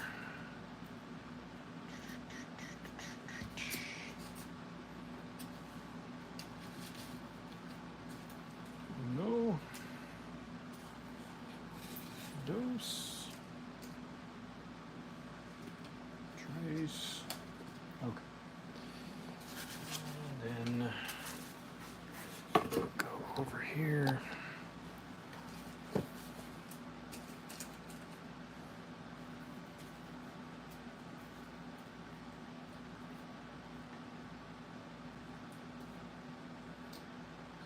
Hands in the way, 1 second. Just holding this together so I can put a pin in it. There we go.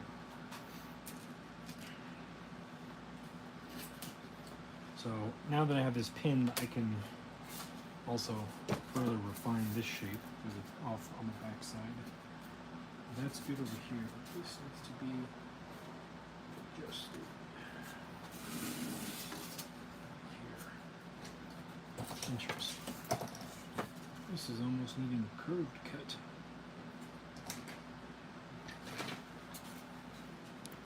Just gonna cut out the back of this a little bit. That wall seems to have a slight curve to it, so just gonna trim it out. Since it's gonna get glued in place, I don't really care if the backside looks like poop. Okay. There we go. Better. Better? Not all the way there, but that's pretty good actually. Okay. I'm gonna use a big pin. Another big pin. And then some cork sheet. There we go. See how now that this step up is still tall, but it doesn't look so dramatic. So,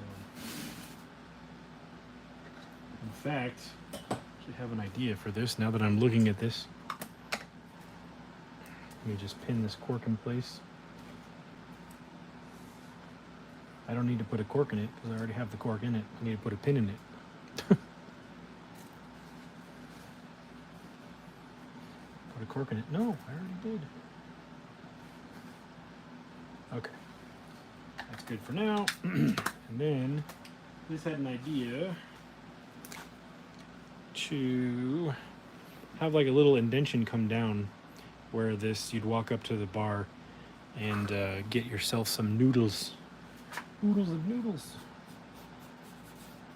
Doesn't have to be there, but it's just an idea. I think it might look kind of cool.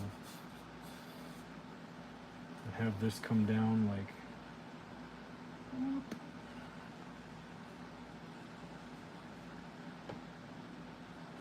that. Yep, I like it.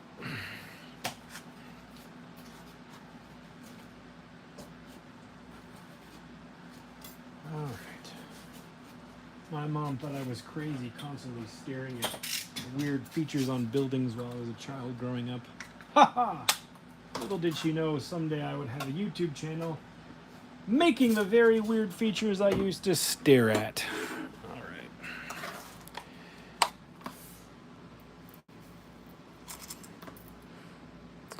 right. Okay. Thank you for answering that question for me, J.R. Robeck. 52 likes. Holy cow. I think record. Or no, was it 57 was my 47 or 15? I can't remember. But thank you guys for being here. And thank you again. Whoops. Hello. Where's the thing? There it is. Thank you again, New Future Customs, for your super chat. I very much appreciate that. Okay. So I am going to cut this out using my handy dandy hot wire cutter. Are you ready?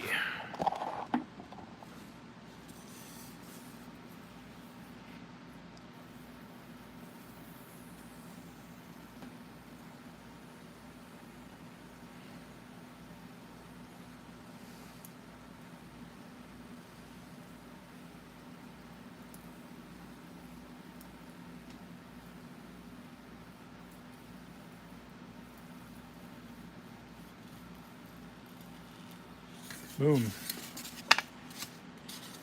If I don't like it, I always glue that piece back in, but you're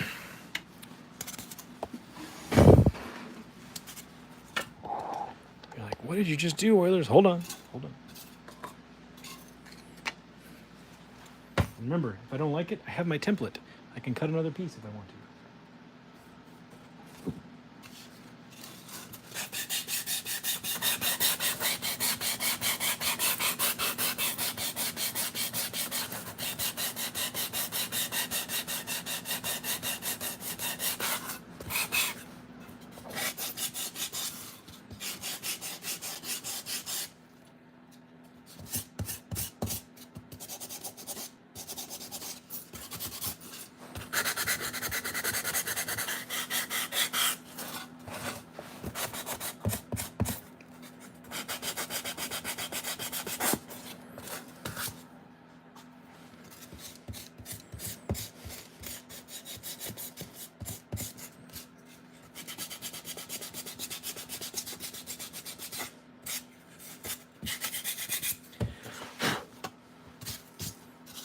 Okay. So now I am going to carve in some detail. You're right, there are thousands and billions of tricks out there. Okay, I'm going to carve in some of the street detail according to my map that I created. So, right there. So, and I just realized after cutting this out, I'm going to lay little tiles in here. Little red ones.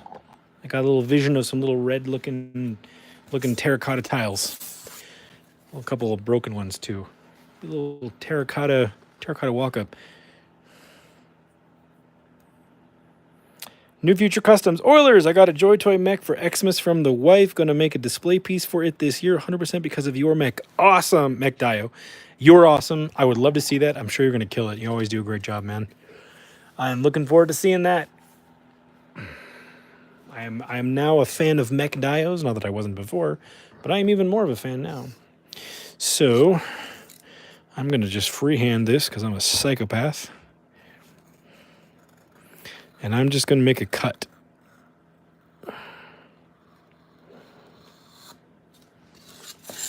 Easy Living Sherpa, thank you for subscribing.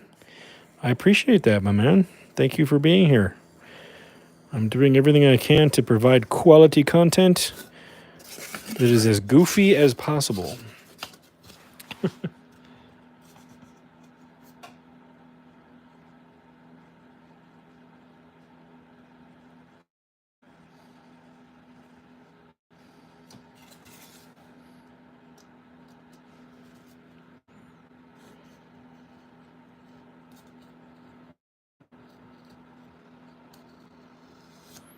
Boom. Okay. You'll see why we're doing this in a sec. Okay. So now I'm going to cut some detail lines this way. And then cut another one. Probably right there. Yep. And then another one right there. And then another one right. You guys can't see it. There you go. Right there. Boom. And then I need some splits in my curb. So we'll do a split. Well, we'll do a... What do I do? Yeah, we'll do a split right here. We'll carry that around to the front of the curb. Notice these are just guide cuts for what I'm about to do next. I'm gonna burn it all. No, I'm not gonna do that. Have this drop down. Okay. Then we'll do cut right there. Again, I'm just eyeballing this the way I think it looks nice to me. If I was doing like linear sidewalks in a new neighborhood, I would measure like out 4 inches and 8 inches and 6 inches and do everything overlapping correctly like they would plan out. But I want this alleyway to look like it's been repaired and redone a couple of times. So I want some things to not look, some things to kind of, like every once in a while put something that's got like a random dimension to it.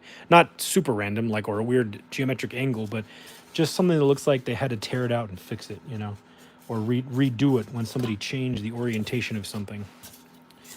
And we'll do one here. Cut, I did that one, I did that one. Okay, I'll do this one. Okay. So... yeah, I like that.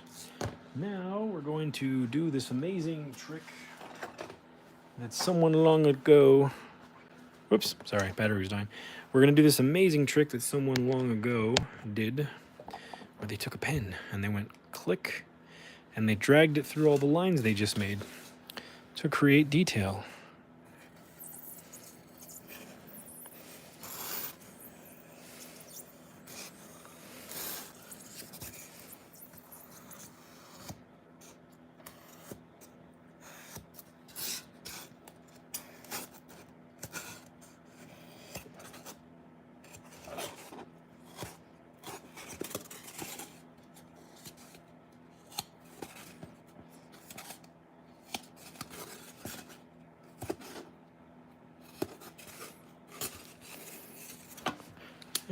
And then one day,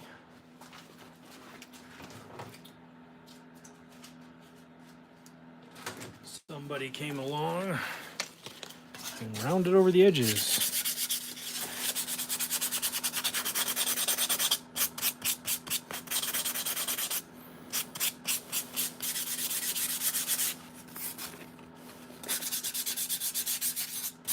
See all that tear out? Well, I just ignored it, because when you start sanding, it looks like cracked out pieces of concrete.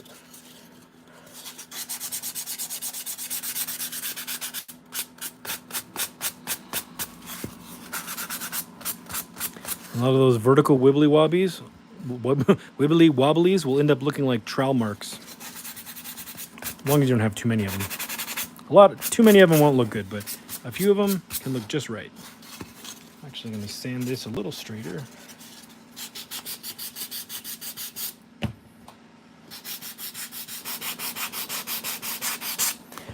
There we go.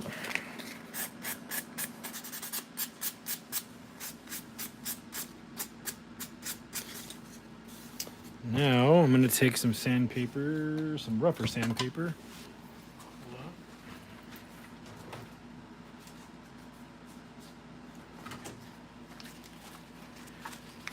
And I'm going to drag downward on the vertical faces to add a little bit of vertical scratching to look like vertical trowel marks. Just a little bit. Don't need a lot.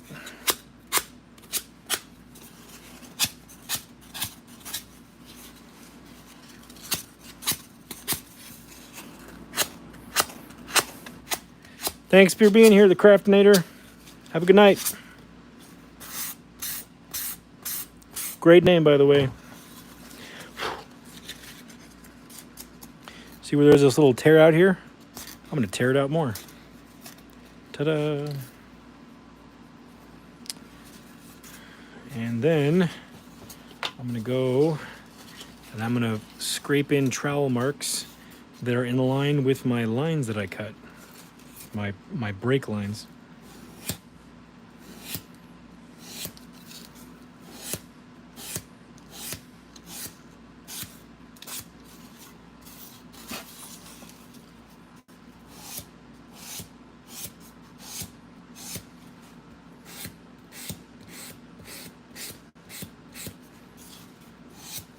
And then I'm going to do trowel marks in line with my curve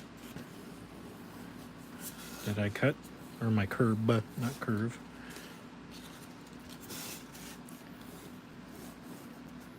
And I'm starting them on each separate piece. If you noticed, I'm picking up my sandpaper as I reach the edge and moving over. But that's so that the lines don't carry through. They actually stop at each one. Like each one was intentionally done by a skilled concrete guy. And then I'm going to take my knife and I'm just going to break out some of these tears.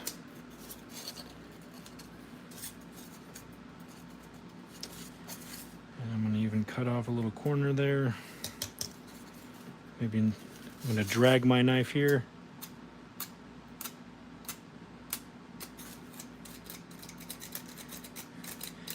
Because I figured that corner's probably been bumped a lot. Going around to the roll-up door. Makes sense they would crack. Probably get a lot of cracking right in here too.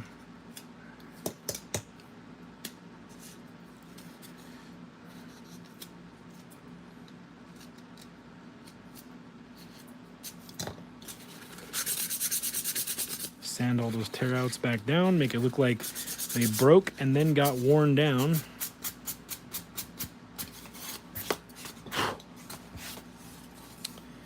And maybe I'll do a little, well, no, I'm going to put tile in there. That's what I said. I'm going to cut a little break in this concrete right there.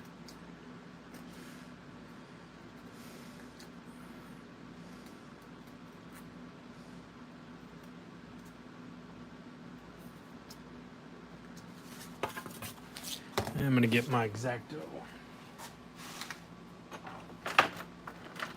Blade is a little too dull for this part. There we go.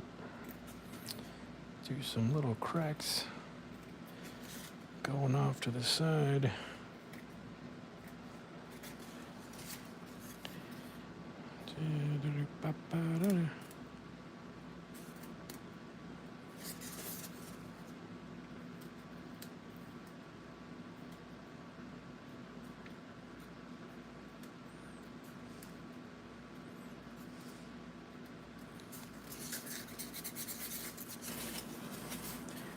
Carry this crack over the edge here.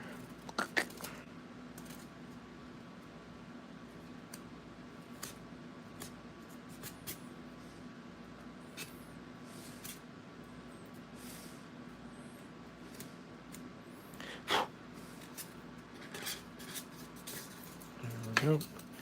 Carry this crack all the way to the back.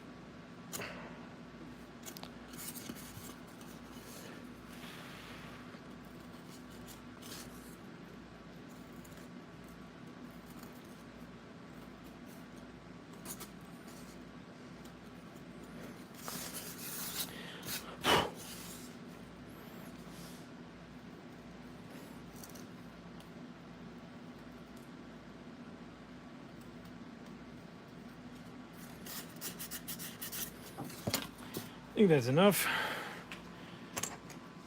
You do too many, it looks like you tried to do too many. You do too little, it looks like you didn't do enough. It's probably a good stopping point.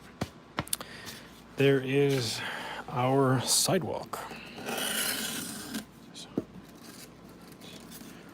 Boom.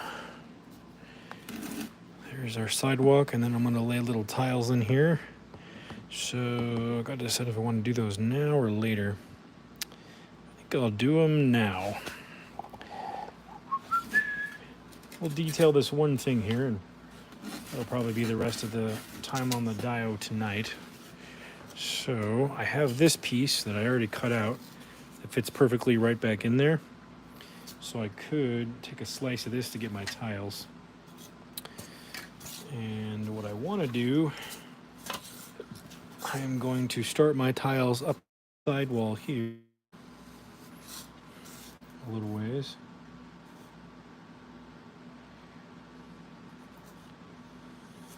And then I'm actually going to go in and shave out the foam by hand. Carefully. So that the tiles are slightly inset. Again, to add a little bit of interest and depth and not just have all these same layers perfectly hitting one another.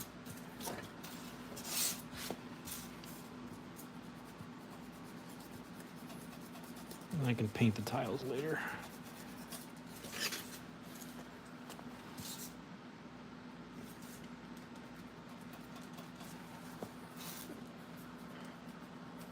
Yeah, a little bit of a sharper knife. That's okay, we'll just go very slowly and very carefully.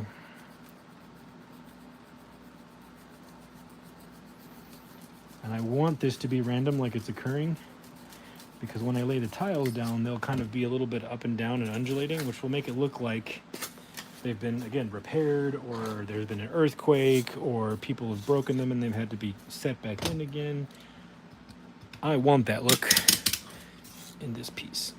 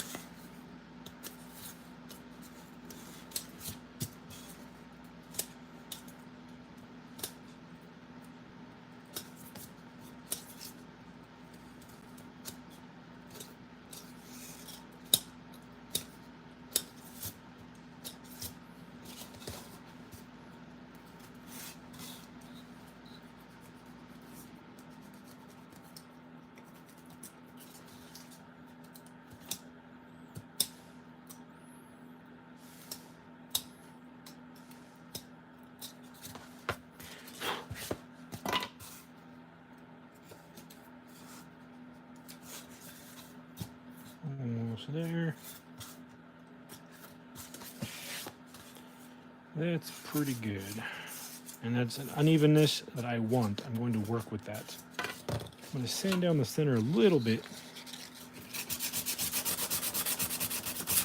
Yeah, it was a little high in the center, but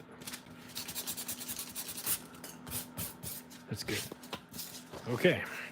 I mean, even that looks like cool, like it's been torn out and is getting repaired. So, all right, back to the hot wire cutter.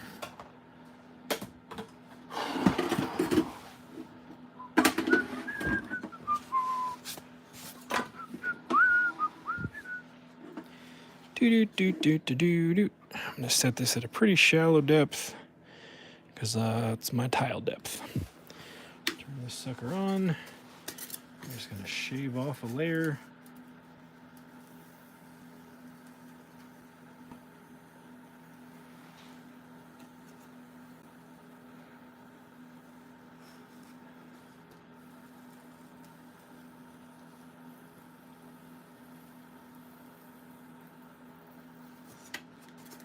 Okay, so there is a very thin piece we can use to cut tiles out of. I'll probably sand that a little. Actually, I might even make that a little thinner.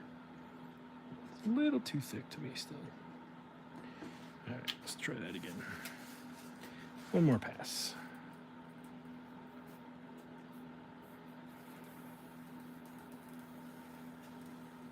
And you don't have to do these tiles with foam either. You can do them with something hard, like plastic, styrene, MDF, chipboard. It doesn't have to be foam. Cardboard even actually works great to make little tiles because it's very easy to consistently cut. So I'm just going to use foam because it's what's right in front of me. But I will probably use other materials in other areas. But don't feel like you have to use foam for every part of your diorama. In fact, I would encourage you not to. I would encourage you to try to use other things. I'm just simply doing it for this section. So 58 likes. I think we broke a record. You guys are awesome. That's a good first stream of the year, I have to say. Okay, so you see this is all going to sit in there, and we're going to cut tiles out of that. And I need to decide what thickness do I want the tiles. 1/4 of an inch? It's too small. 3/8 of an inch? Yeah. Okay, 3/8 of an inch tiles. So I'm just going to slice this at 3/8 of an inch. And I'm going to break off the tiles. So I'm going to use my grid, and I'm going to get it at the 3/8 of an inch. And I'm just going to drag this. I'm not going to cut fully, because I'm going to cut all the tiles out and then lay them down. Or I'm going to pop all the tiles out and lay them down and glue them down.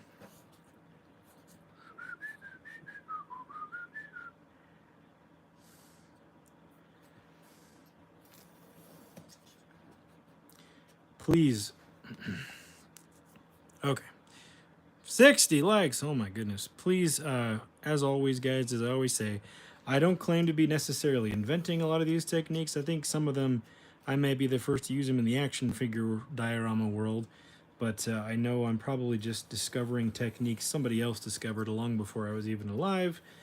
But if there's anything you learn here that you take away and you use on your own personal pieces, or for a commission you make, or for you add to the idea, I would appreciate a shout out or a share, letting people know that you might have picked up the inspiration here or something like that, just so people know that they can come to my channel and they can learn stuff here and it's worth their time. I've said that repeatedly, and I will continue to say it because I really am trying to make this worth everyone's time. And I want people to know that if they come here, it's worth taking the 3 hours to watch the stream, or the 2 hours, or whatever it happens to be. So I appreciate the shout outs. If you're on Instagram especially, I'm on Instagram a lot. If you post something on Instagram and you tag me in it, whether it's in your comments or you tag me in the photo, and it's appropriate, it's not like super violent or, you know, something not family friendly, you know, I will reshare it as long as it's appropriate or family friendly. I don't, you know, if you post a picture of somebody's guts ripped out or something in a diorama, while I will appreciate the artistry involved, I probably won't reshare that.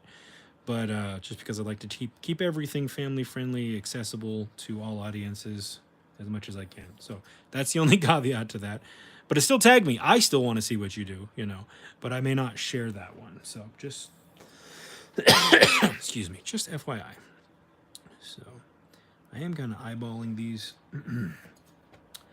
But I'm not worried about it because I want them to look broken and messed up.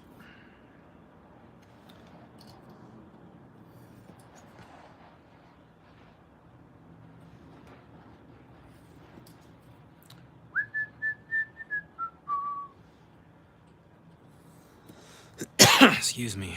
Troy Dodson, thank you. Thank you for the fancy stash emoji. Channel members, as always, you guys have access to the emojis, and I have the ability to make a few more. Every time I go up in channel members, they let me make more, so I can make a few more. So when I think of ones that I think would be fun to put in the chat, I will make them and I will put them in there for you. And I'm also open to suggestions. If there's something that you would like to use in the channel member comment emojis, let me know. I'll make it happen. As long as it's appropriate.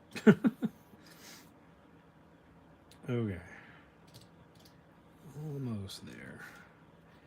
We're using stuff to make other stuff. I mean, that's really all we're ever doing, right, on this channel. We're making stuff out of other stuff. But here, we're really making stuff out of other stuff. I'm going to freehand this last one because I'm a wild man. There we go. Okay. So now we have this. Hey, foam time! I love that emoji. I love the way that turned out. Thank you for using it. So now we have this wonderful grid. I could just use it as is and glue it down, but I'm actually going to crack every single one of these out and glue them down because I'm insane. Because that's the way I roll. Maybe not. I don't know. Let me see here. Maybe I'll crack sections out. Yeah, that's what I'll do. That's more like how tile would really be laid. I was thinking of doing every single one, but it's not necessary.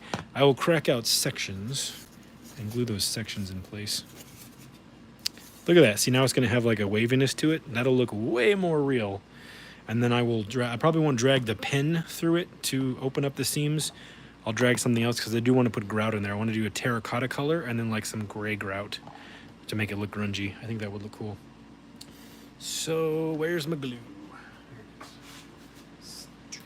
EPS glue. If you guys want some of this clear foam glue, it's linked below. You can get a 4-ounce bottle, which is about a little less than half this size if you want to try it out. 62 likes. You guys are amazing. Okay, so now I can just kind of crack this how I want. Let me see how this curves out. I'm just gonna do this, and then I'm gonna do this. Come on, glue. Come on, glue. It's old glue. It's slow. Spread a pretty healthy amount of this in here. This is the best glue for gluing foam to foam, period. And I will stand behind that. And if you find a better one, I'll run away. But I'm confident that you won't. I'm going to spread this around here with my finger. And, oops, a little bit of excess stuff there. And just going to crack this. This is also a way to cover a column in tiles really easily. There's a little trick for you. So I'll lay these in place. See that, how that bumps up? I'm going to leave that like that. I'm just going to leave it be because I want to. This is where I'm going to start popping stuff and like moving it and creating little gaps in the seams and stuff. Like pull that out.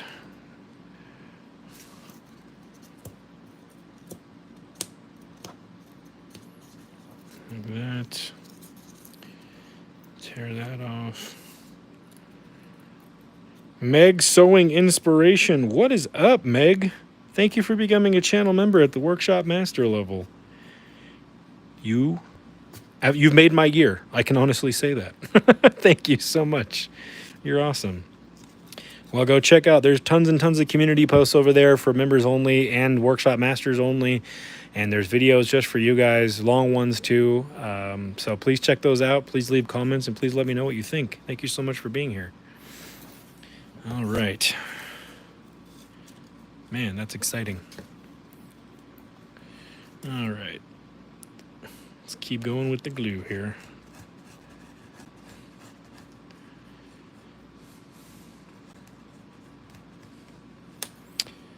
And just gonna spread that out a little bit. I'm just notice how I'm going a little section at a time, just because this glue does cure. Well, it doesn't cure, but it dries pretty quick, and I want to be able to get in my detail before it dries. So just do that.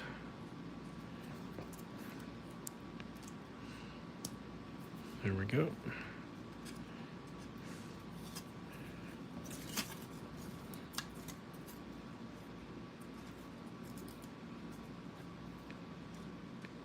There we go.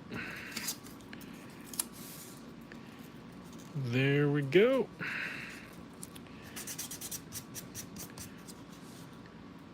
Crack that away. There we go. This section can be a little nicer.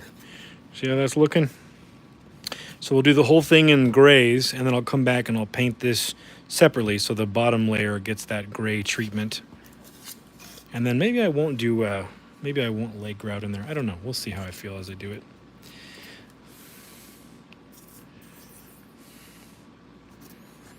This is how I do this stuff, guys. This is a big old window into some of the urban style stuff that I do. So I hope this gives you guys some understanding of where you guys can go. Wow, Duff Man, thank you very much. That's very kind of you to say. I am just a guy having fun with foam right now, and I've just happened to spend a lot of time messing around with foam and, well, not just foam, every material, but just enough to be confident enough to do crazy things. So I hope I can spread some of that confidence to you guys, and you guys can make something awesome. It's really, really, really satisfying when you see something you've made and you're happy with it. You know, I know sometimes as creative people, we're not always happy with what we do. Other people seem to give us a lot of, support and stuff, but we're always not happy. But it's always really, really nice when you can be happy with what you've done. And so I when I make something like this, I'm always very thrilled. And for me, too, I really like making something and then sending it off to the person who got it from me, because I like to see them happy with it, and I like to see what they're going to do with it. And I want to make the next thing. If I kept everything I ever made, I'd have no room to make another thing. So I really like making these and then sending them off, seeing what gets done with them. It's really, really fun. Really fun. I'm going to break these a little bit differently on this side. Do. There we go.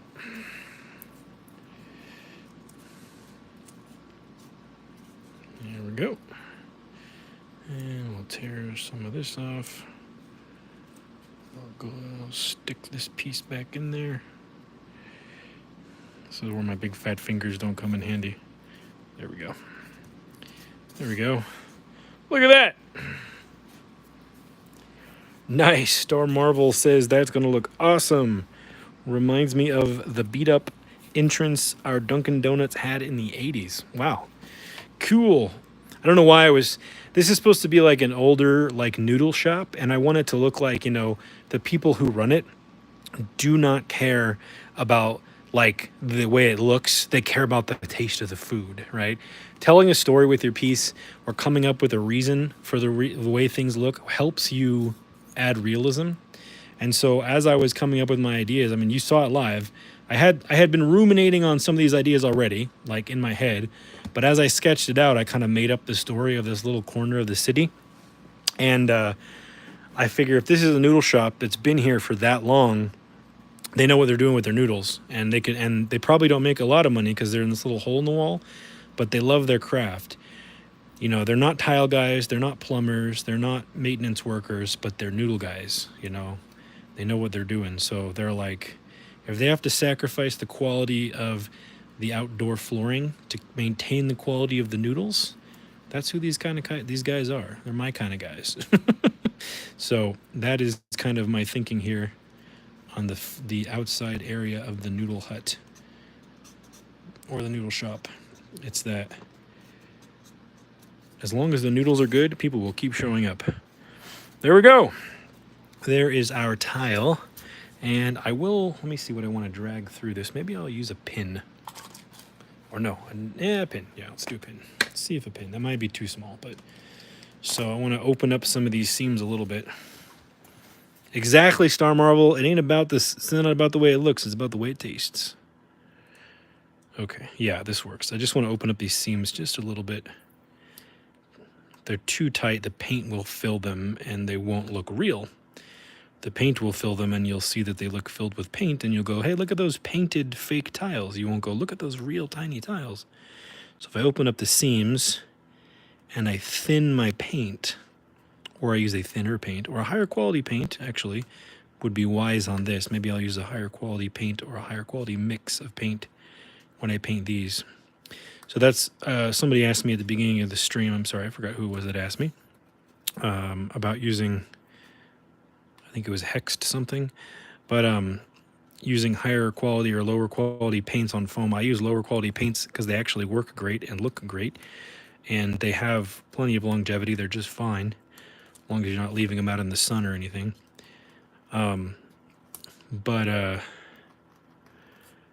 This, because of the finer detail that I'm doing here in the tile, would do well to have a higher quality paint, because the paint will flow into these little crevices instead of fill the little crevices.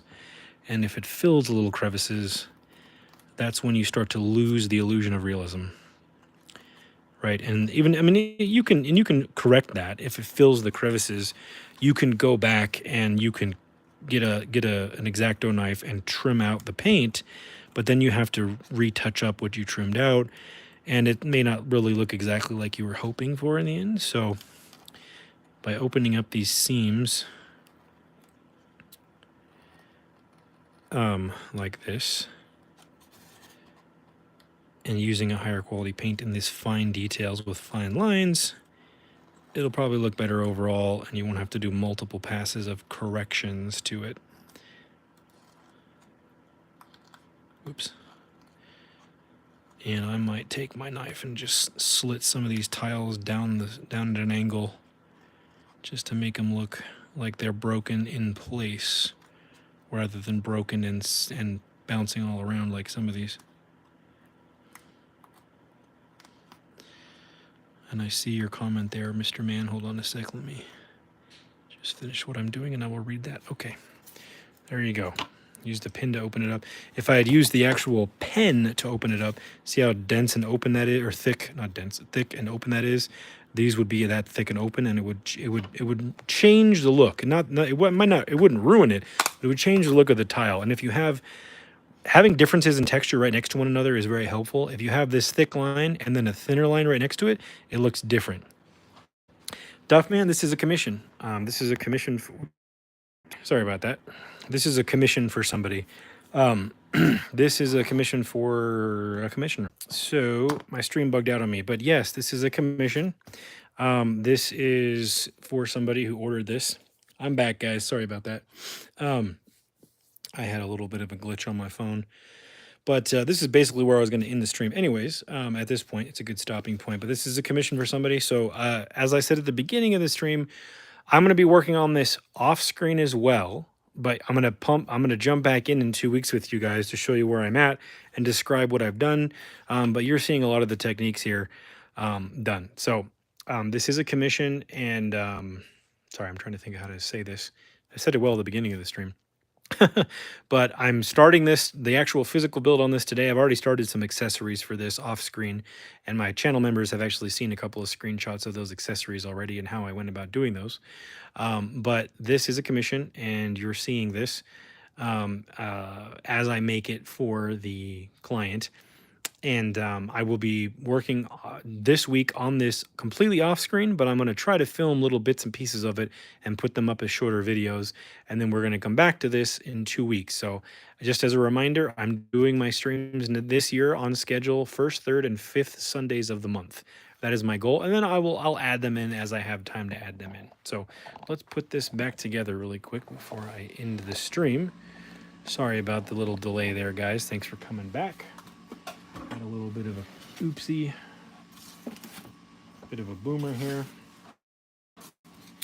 So let's just back this up here. Excuse me. This is my tea. Okay, so here is our sidewalkie, and put my pins back in,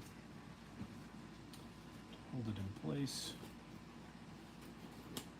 and we'll go in here and take a look. So this is the beginnings, and so I plan on adding this level of detail to everything that we're gonna do, okay? So we're going to do this big tall sidewall here, a big tall back wall, a big tall sidewall, fire escape, stuff like that. So you guys will see little bits and pieces of this as we go. And I'm going to go, if Home Depot is open today, which they probably aren't, I'm going to go get the foam that I need for the sidewalls. And maybe I'll post some community updates of some progress pics, some more detailed pics with explanations for my channel members. And then when we go back live again here in 2 weeks, we'll show you the progress, we'll review it, and then we'll work on some other cool details like brick or making a window live or whatever we got to do.